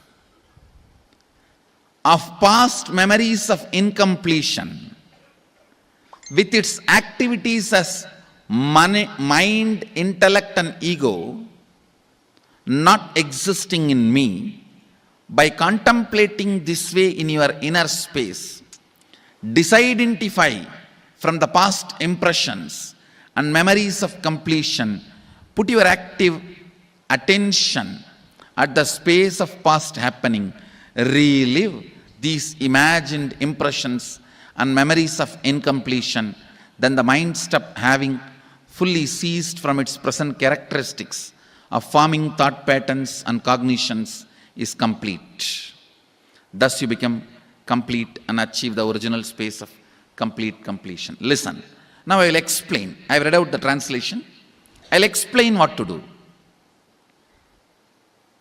Now you wrote many of the patterns, incompletions, thought currents you are having about money,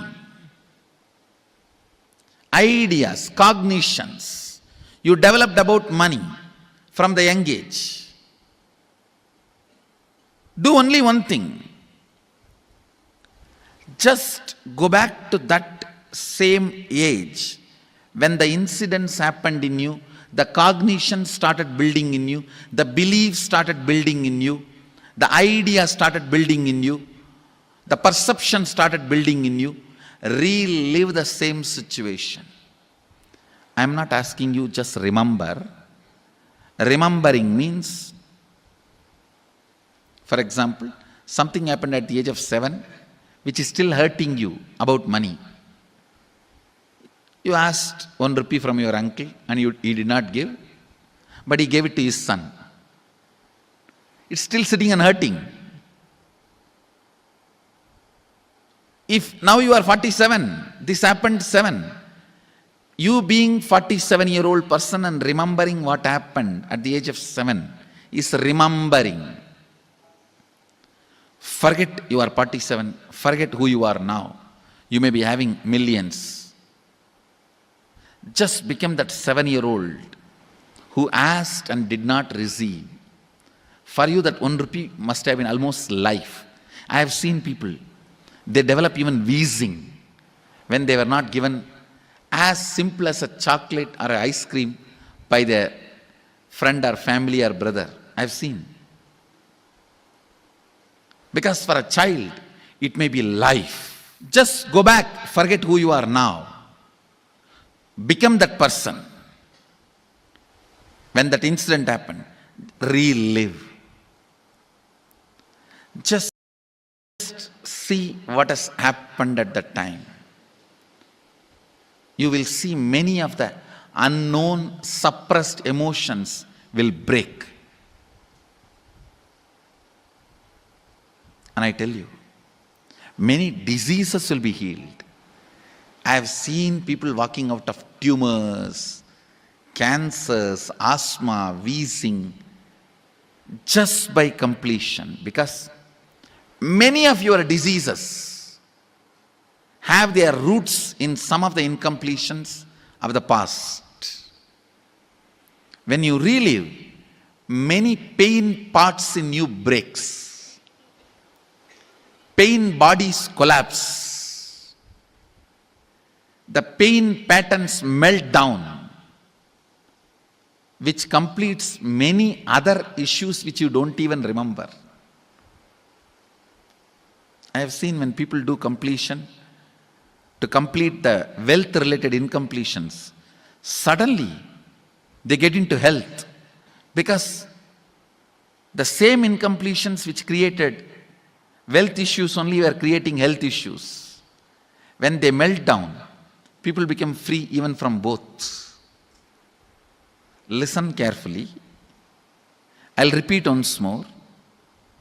Now you would have written so many patterns, incompletions, thought currents, ideas, cognitions. Take few minutes. Go back to each incident, each pain, each hurting. Relive. Relive. Relive. Don't justify what happened. Don't try to console yourself. No consolation will work. No justification will work. Neither help others nor try to help yourself. Just relive. I've seen when somebody has tears, others try to console. No, relax. You are not more compassionate than me. Let me do that job. You don't interfere in my job. Let you just go through. Even you don't try to console yourself. That is not going to work. If something has to break inside, let it break. It's okay. When you relive, the powerlessness, incompletion loses power over you. I'll guide you step by step. And I commit with you, I'll lead you all to completion. And I know how to awaken, trigger the incompletions in you and break them, help you to relive and relieve.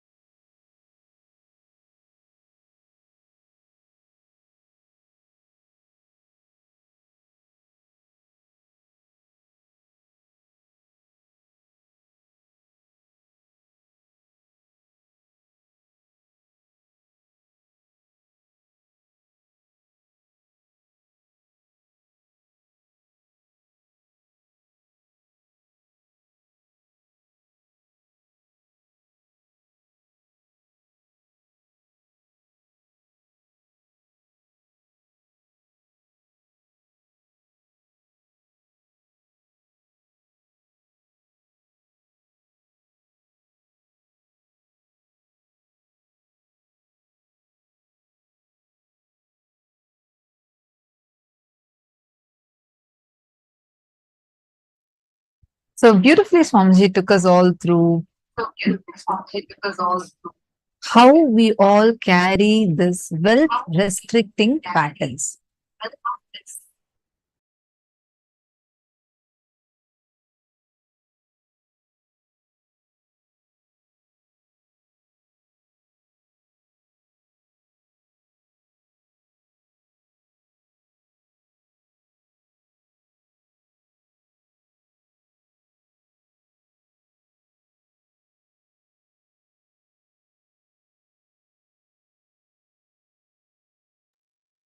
The way how Swamiji explained to us, so beautifully explained it to us, right? The wealth restricting patterns, like whatever you all had written down so far. And we all saw about how the conflicting desires, contradictory desires, and complicating desires in us were stopping us from manifesting wealth. And the limited cognitions we all have been carrying about wealth. All these things have been blocking us from manifesting wealth. Till here, all of us are there together.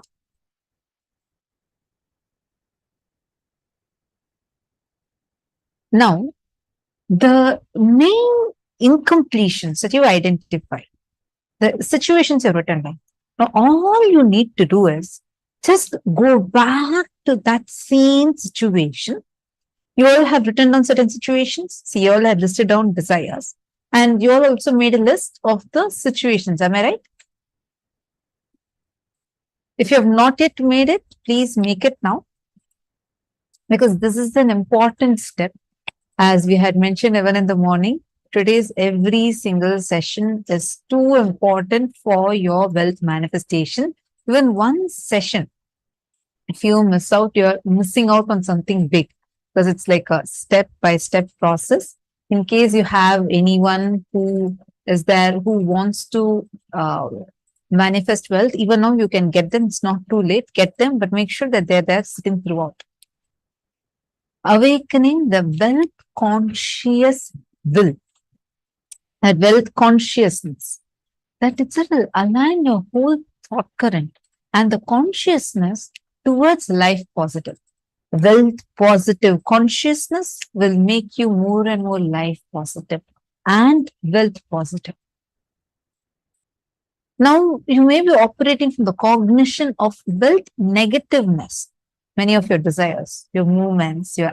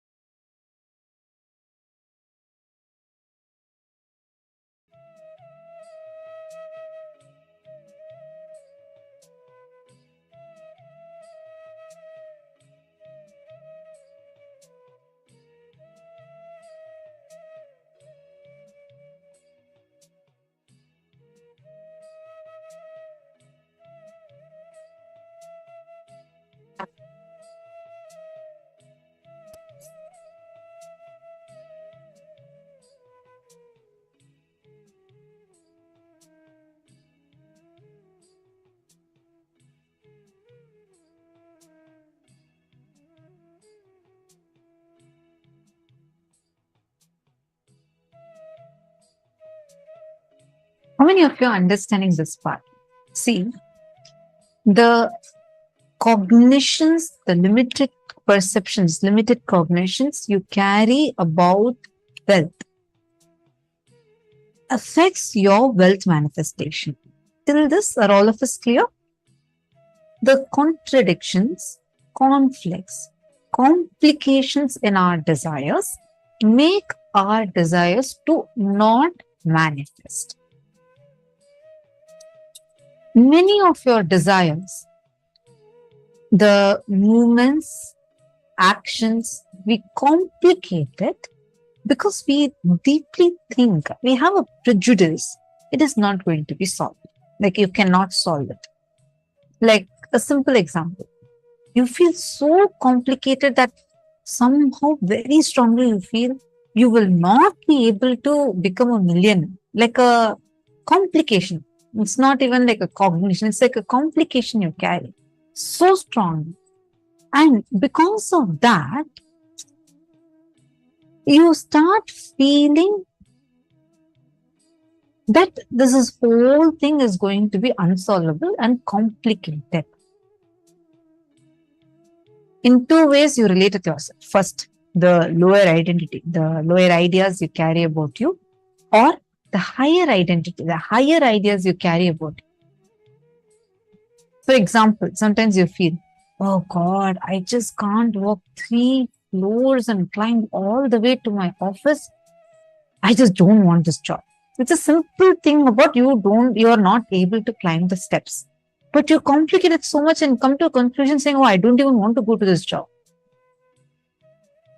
Understand, that is why these understandings, these are very, very subtle. Only when you are in intense listening, you'll be able to catch it.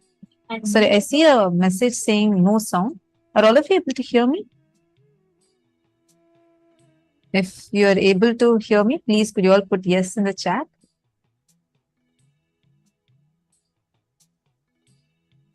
These constant conflicts in our inner space that we carry, for most part, we are unaware about this conflict. So we don't even realize or we don't even understand how this whole conflict happens in us. But we end up getting into this vicious cycle and pattern, and we keep pushing ourselves into experiencing the same thing, repeating over and over and over again. Understanding?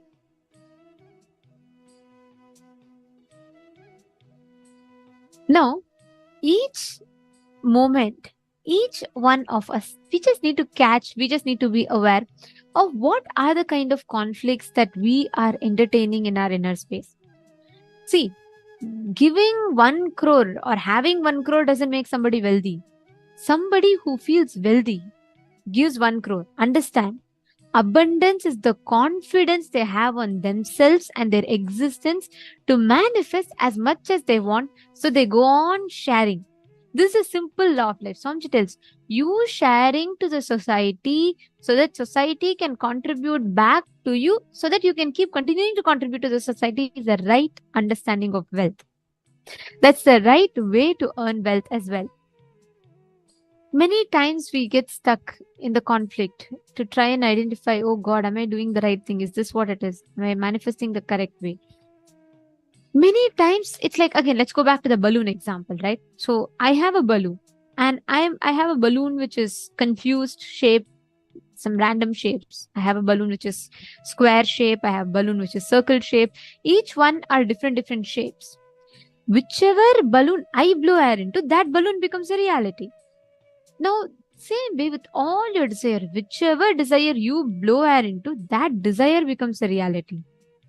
But unfortunately, the whole struggle, the whole game is between which desire do we fulfill, which desire should become reality. And Swamiji is so beautifully taking us through step by step of understanding these restricting wealth patterns.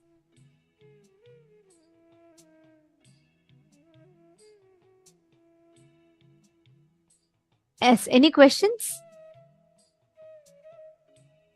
Okay, Ma Vinuta Nagaraj is asking, question, Ma, if I don't like to work, but want to do something meaningful, like helping people with yoga, but also desire to become wealthy,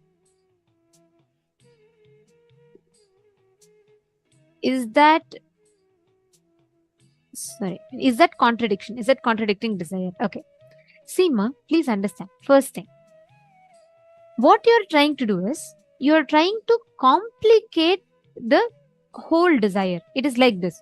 You want to earn well. Okay, let's say, I'll give you another example. You want to eat, but it is like you're going for a yoga class, gym. And then you're planning, oh, let me go and do some more gym so I'll become more hungry, then I can come back and eat more. It is just complicating the whole process. Understanding? So, our ability, see, your desire, your intention is to make money. Working towards that is achieving what it is. Now you're trying to go a whole circle round to reach it. See, just wanted to add to this answer. Ma Vinita Nagaraj, actually, your question is the perfect example of a complicated desire. I want to read out the question once again so everybody can listen to it. So we all understand what is exactly the complicated desire. Okay. See, I'm going to read her question. Question. Ma, if I don't like to work, but want to do something meaningful like helping people with yoga, but also desire to become wealthy, is that contradiction? First thing, you having the desire to become wealthy has nothing conflicting, complicating with wanting to help people. But you are not having a clear, straight path as to this will lead me to become wealthy. Instead, now you're complicating it, saying, oh, I don't like to work. I want to help people. Then through that, I'm going to do this. There's no clarity in your thinking even. But it's all getting so complicated. By end, you almost feel so impossible saying, oh, I cannot become wealthy. It just feels impossible, like almost feels like unsolvable. And you start feeling like, oh God, I have to work so much. And then you neither go for helping people, doing yoga, nor do you go for actually going like, and you struggle for becoming wealthy. And you end up going for a job which you don't like to. How many of you are understanding this? Mavinita, are you catching it?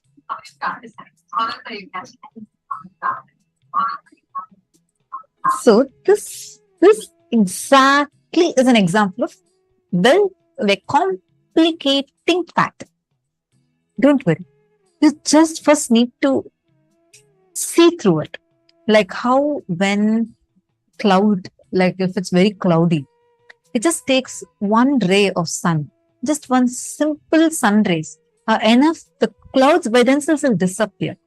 Same way, the moment your awareness comes on the problem, right now you don't know the problem and you feel like it's so complicated. Like I just cannot just become wealthy. You're understanding this? It's like a strong feeling that you're carrying inside of you because you yourself don't have a clarity about you inside you. Ma Vimala has posted, Ma, I want to work and earn money, but afraid I may have to leave it again because of family situation. Okay. Here, analyze, Ma Vimala, yours is more of a question, right? Now take a moment to analyze and see what exactly is the issue. What is the family situation? What is the problem you have? Actually, write it out. When you write it out, you yourself would have a lot more clarity and you will first start listening to it. The thing is, in such situations, when we complicate our desires, the problem we would be stuck with is lack of clarity. We don't have the listening for ourselves. And moreover, Ma, the question that you've asked, Ma Vimala, this is precisely what we are going to be addressing in this session. This is what is a restricting wealth pattern. Actually, I request every one of you listening to this. Swamiji has revealed here beautifully. All your desires to manifest wealth.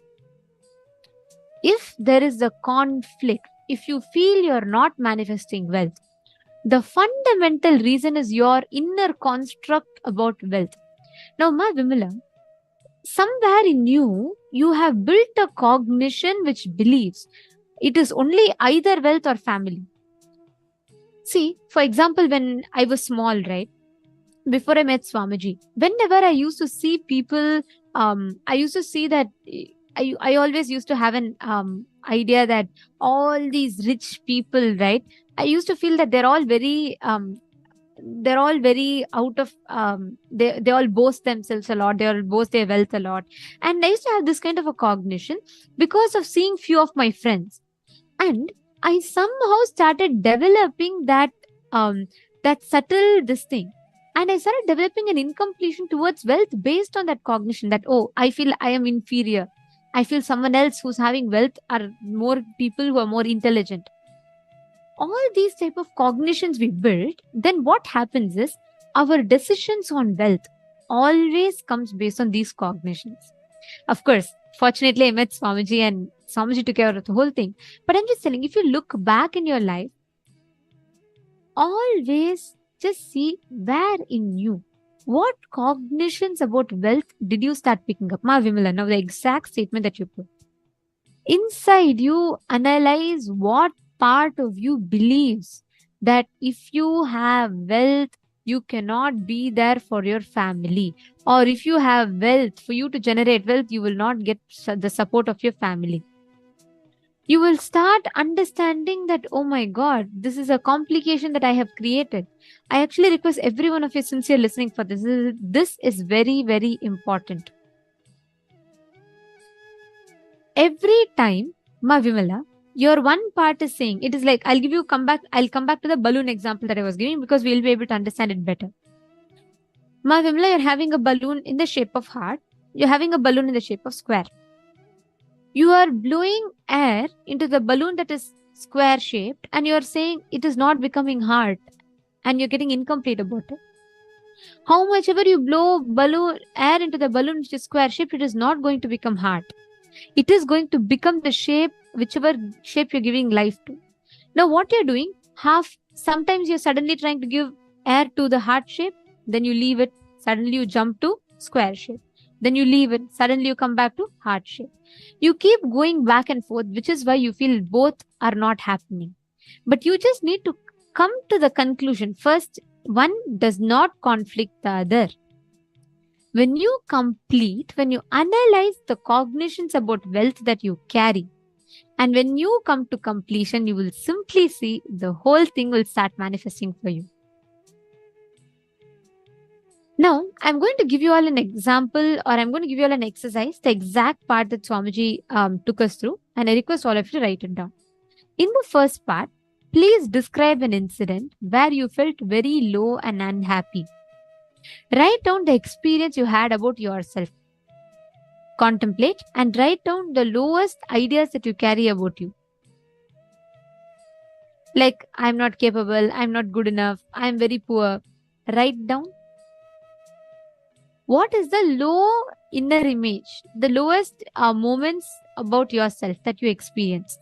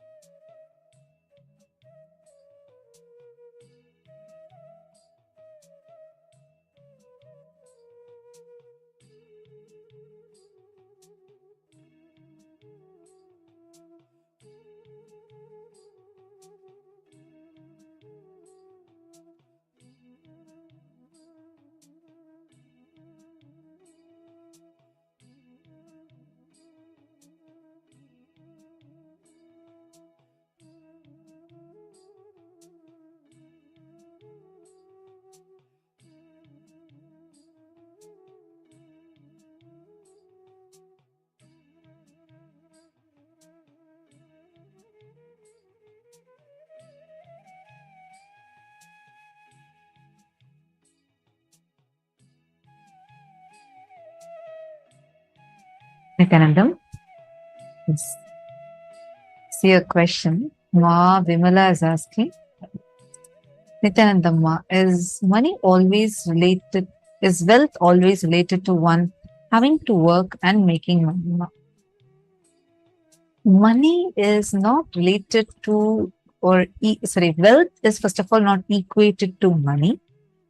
And it is not about you working in the sense that we understand as working. Intense activism in your life is wealth. Swamiji is not saying you should not have money. Swamiji is not saying you should not earn or you should not work. No. But the intense activism that you carry in your life, that activism is your wealth. More and more activism you carry. You might be just sitting and conducting meditation classes. But if you do it actively, intensely actively, what you manifest will be wealth. The consciousness that you carry, the wealth consciousness that you carry, manifests as life positivity and wealth positivity.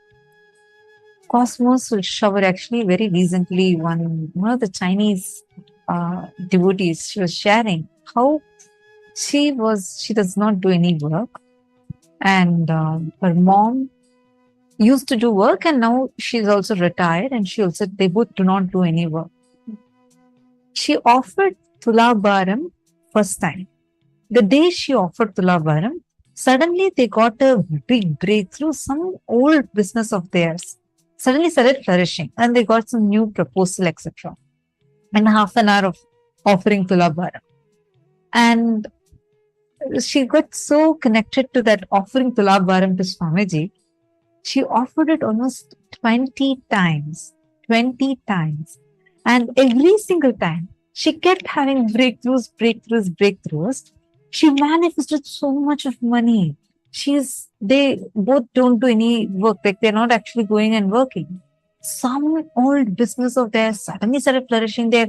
Every time she said it's like a formula for her. She wants money, she'll just go to Tulabharam offering to Swamiji, and in half an hour, she'll be showered with wealth. Somehow, people will just call. She said, see, once or twice if it happens, it's like you can call it like a miracle. Not 20 times.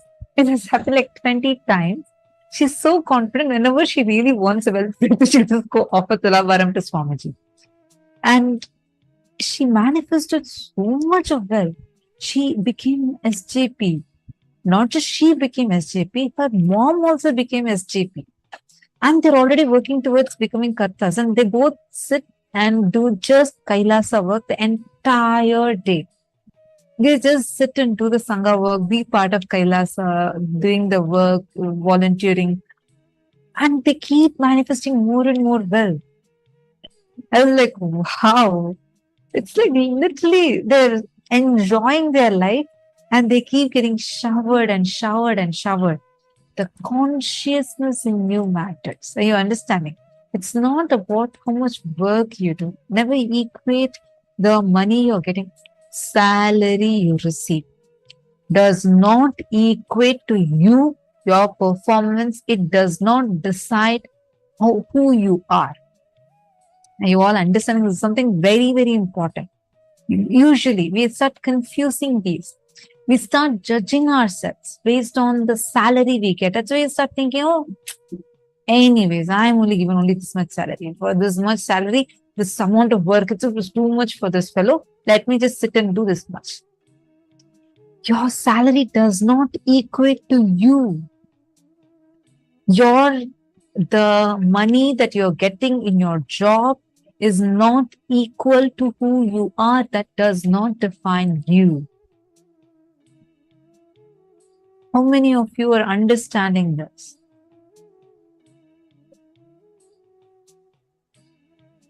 Mapuja Kumar is asking a question. Nithyanandam Mapuja, nice to have you here.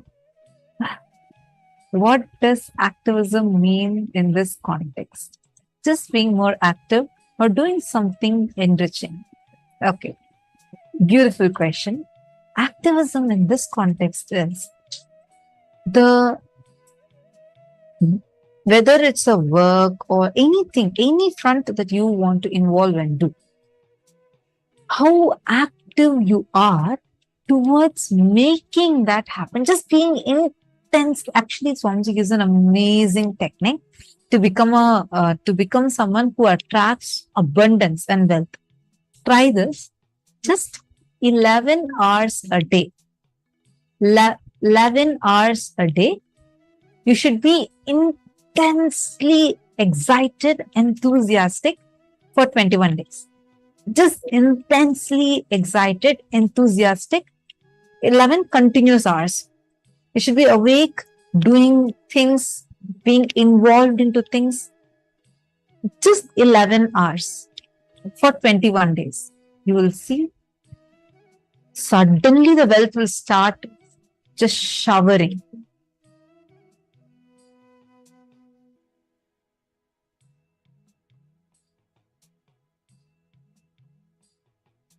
Can it be house chores, Mama Vinitha Nagaraj? Yes.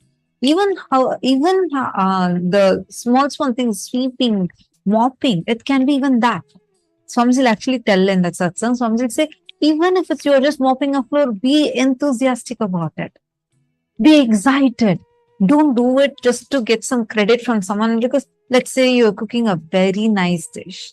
You're so expecting, by the time you finish the dish, you have 100 thoughts expecting, people should say it's nice. My son should appreciate it. My husband should love it. And they should praise me like this. They should ask me how much stress I took.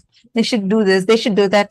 And with all these expectations, you go and you offer the food, and they all are busy in their phones and they don't even care to look at you. And you'll just feel like that whole excitement just... So that's not the kind of excitement you would be needing, because that's going to go away. You need 11 hours of unbroken excitement. Even be in this program, just feel continuously active, energetic, alive, excited. Pooja Kumar saying, thank you, that makes a lot of sense. See, anything you want, the first and foremost thing is you being intensely active. The problem is, now I think, oh, okay, so even in my office I'm working. Not really, because you're not enthusiastic. We start with saying that, okay, I'm going to be enthusiastic. I'm going to really do it. You start with that. But then, how many of you have noticed when the same repetitive tasks come, it's like your body is in some autopilot mode. You won't ever know how much you have, like let's say you're working on some sheets. You don't even know how many values you have entered or what you're doing exactly. And automatically your hand is in some autopilot mode. You go click a few buttons here, type a few buttons there, and do some work without your conscious involvement. And you feel like, for this $20,000 that I'm getting, what I'm doing itself is too much for this guy. Salary is not equal to you. The money you're getting is not equal to your work. They are giving it for the work output, for what exactly they want to do, designated to that role, but that does not define you. You can be a simple watchman, but if you do just that watchman job with intense activism, you will become an extraordinary conscious being. You will manifest abundance.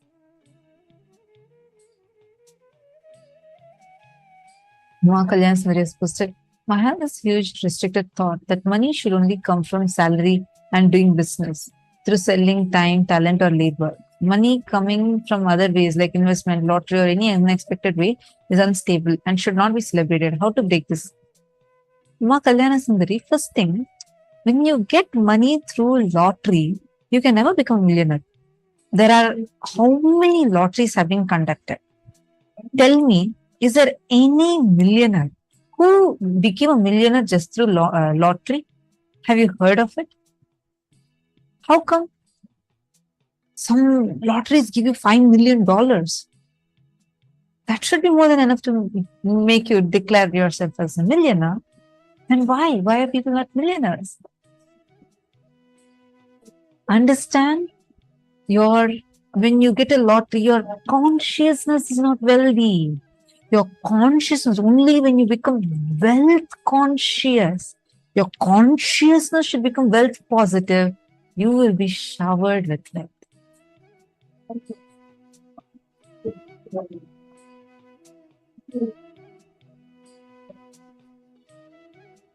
Priyatma Suknes posted, for these many days I was associating myself with salary, which now I realized we are not equal to what salary we get. Amazing, ma. This is exactly what Swamiji actually reveals, ma. What your boss pays, or what your company pays is not for you. When you understand that, you will first of all, that whole anger that's sitting inside you will just get melted. You decide you have to be consciously involved, more and more life involvement. One of the best ways, easiest ways to start this, to learn this enthusiasm is being part of Kailasa. See, some of you do have an opportunity, like the moment you have an intense desire to become a sannyasi, you should immediately jump up. But if you are someone who is feeling like, I want to do whatever my job is, but I somehow want to be associated to Kailasa, do some work, be part of the numerous projects of Swamiji, then I highly recommend that you sign up for that. Because that is what is going to really help you in becoming involved in life. I have seen when I joined Gurukul when I was 14 years old. Outside as a teenage kid, I have absolutely no experience or anything. After joining Gurukul, the kind of activities that would be part of our one day. Oh my God, morning would start with yoga, then we'll have sesame seed, we'll have neem juice, and then we'll go to puja, we'll also have Rudrabhishekam, then we'll have sometimes a group of us will go do even cooking, and we'll also have satsang with Swamiji, then we'll have rose garden time, we have passion time, we have studies, we have temple routine, and in passion time means we'll actually learn arts, like 64 arts are there, we learn dance, music, singing, or instruments, or drawing, painting, stitching, then there's library, then there is, I'm still in one day, I'm not yet done.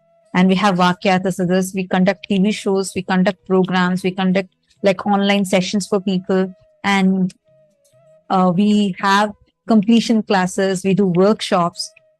Still our day would not be over, because we also learn stories, we have Hinduism class, we have we sometimes even go for the sacred arts, we learn about deity carving, we learn all of these. Plus, each day we'll have new projects that we'll be working on, and all of these are still part of our one day. I was like, oh wow. When I first joined Gurukul, I couldn't even remember. One day felt like 1 week just squished together. Even in a week, I can never imagine myself doing so many things. But like when you're in Gurukul, you get to learn all of these. Your whole day will be so joyful, be so bubbly, and full day will be so much of excitement. You'll see any kid that comes to Gurukul, and if they just stay there for a few months, suddenly they all look so like glowing, shiny, because automatically the grace will start flooding through you. You'll become so life energetic. And the same thing, because the way how Swamiji is, Swamiji will start Swamiji's day like really early. Swamiji will be the first person to wake up. And I mean, for Swamiji, there's no sleep at all. So it's just Swamiji will be sitting up from Samadhi. Starting with getting everyone to go for yoga, Swamiji will start walking from one end of the Adinam till the last end. It's a huge place to go full round, and Swamiji will walk and go. Literally, especially Adi Kailash, where Swamiji was there for like the longest time, I should say. Like, it'll take, I think, easily, if I include temple, sacred arts, Kalabhairava Gate, it'll take easily about 1.5 to 2 hours. If you just walk and go and visit every place. Swamiji will go by walk, not just visiting these places. Swamiji will walk and go, visit every single department and micromanage. Swamiji will go sit with the deities, see the deity carving. Simultaneously, as Swamiji is sitting and seeing the deity carving, Swamiji will, many times he himself will get on the ground and like do the deity carving. And then Swamiji will be giving vision for construction. And Swamiji will be doing the calculations. Swamiji will have meetings with the engineers and the infrastructure management team. And then Swamiji will be talking to the programs team. Swamiji will give the vision, detailed vision. And I say vision, it will not just be one vision statement. You should see Swamiji will give like in at least half an hour meeting. Swamiji would have already given 150 instructions minimum. He gives so many detailed examples from the Shastras, the Puranas, the Agamas, and Swamiji will simultaneously give instructions for the publications team. Okay, now make this manual, take this Agama, in this Agama, go map this. Then Swamiji himself will give all the mapping. And then Swamiji will be walking, going from temple, starting from temple all the way for going around the entire Adinam once and then going to the Kalabhairava gate. There, Swamiji will ensure that the pujas are happening on time, authentically, and Swamiji will give micro details like, okay, today for Kalabhairava, offer, do the Vastra Alankar like this, and Swamiji himself many times will teach the Alankar. And after finishing all of these, Swamiji will come for continuing the, like, Swamiji will come and ensure that the programs, everything is set up. And Swamiji will do puja. You all need to know, till date, not even once Swamiji has missed puja, no matter what. No matter what, Swamiji might miss eating or going into samadhi. Even sometimes when Swamiji enters into samadhi, Swamiji even miss breathing, but never miss puja. And like after finishing that, Swamiji will come and sit and start conducting the programs. So all the participants would be there. It used to be physical programs, right? And then Swamiji will be conducting the programs. While Swamiji is conducting the programs, in between there will be like breakfast break, lunch break. So during the break time, participants will be going for eating. Swamiji will be having Adinavasis meeting. And then, of course, I think I missed satsang in between. So like this, actually, Swamiji's day would be so packed. And this will go on till, let's say, darshan and all. Swamiji will give sometimes till 1 a.m., 2 a.m. in the night. She'll feel like, oh God, please no, can Swamiji take a break? It's like 2 a.m. midnight. Swamiji would just get up and start walking, going for one final round to check whether everything is safe, if the Adinam, everything is proper, and everyone has gone into their respective places, or all the doors locked. Lights are all properly turned off. Every department is proper. So Anjul go to the entire Adinam round till like late in the night after giving darshan. And you all need to know, when darshan, physical darshan is happening, there'll be like 1,000 people, 2,000 people.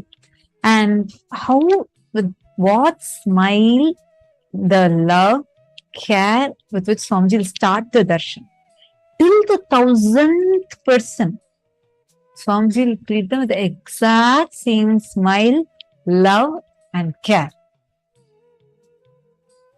Doing all of these, Swamiji will manage minimum at any given point of time, minimum as much as we know itself. Swamiji will be handling at least in a day, moving minimum of 500 projects. I'm talking about very minimum number. Now think, just listening to this, many of us will feel like, oh my God, it's just gone above my head already. And I'm still talking about one day. Whether attending to the devotees' prayers, attending to the Adinavasis, attending to the projects, attending to each aspect of the project, it will be like so much of energy. Till end, Swamiji will have so much of energy. Again, next morning, 2 a.m. The next morning by 4 a.m. you will already see Swamiji starting to go around. You'll be like, does Swamiji never ever even go for any rest? That kind of intense activism. How do you think otherwise? Swamiji is just 46 years old. How can one person create an entire nation for Hindus? That too for Hindus, despite facing so much of attack and persecution. It is intense activism. Intense. More and more you involve intensely in your life, more and more you will be active.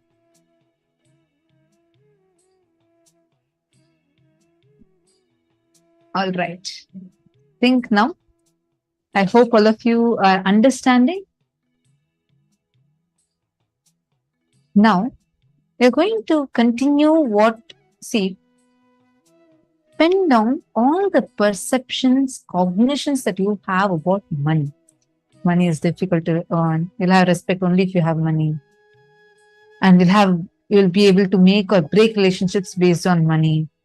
For each of these perceptions or beliefs you have written, pen down the exact incident when you started developing this perception in you. The moment you remember money, does it bring tremendous pain, suffering, impossibility in you? What's the emotion or energy it invokes in you? Identify that in the first incident when that emotion got triggered. Take a few minutes, please pen this down.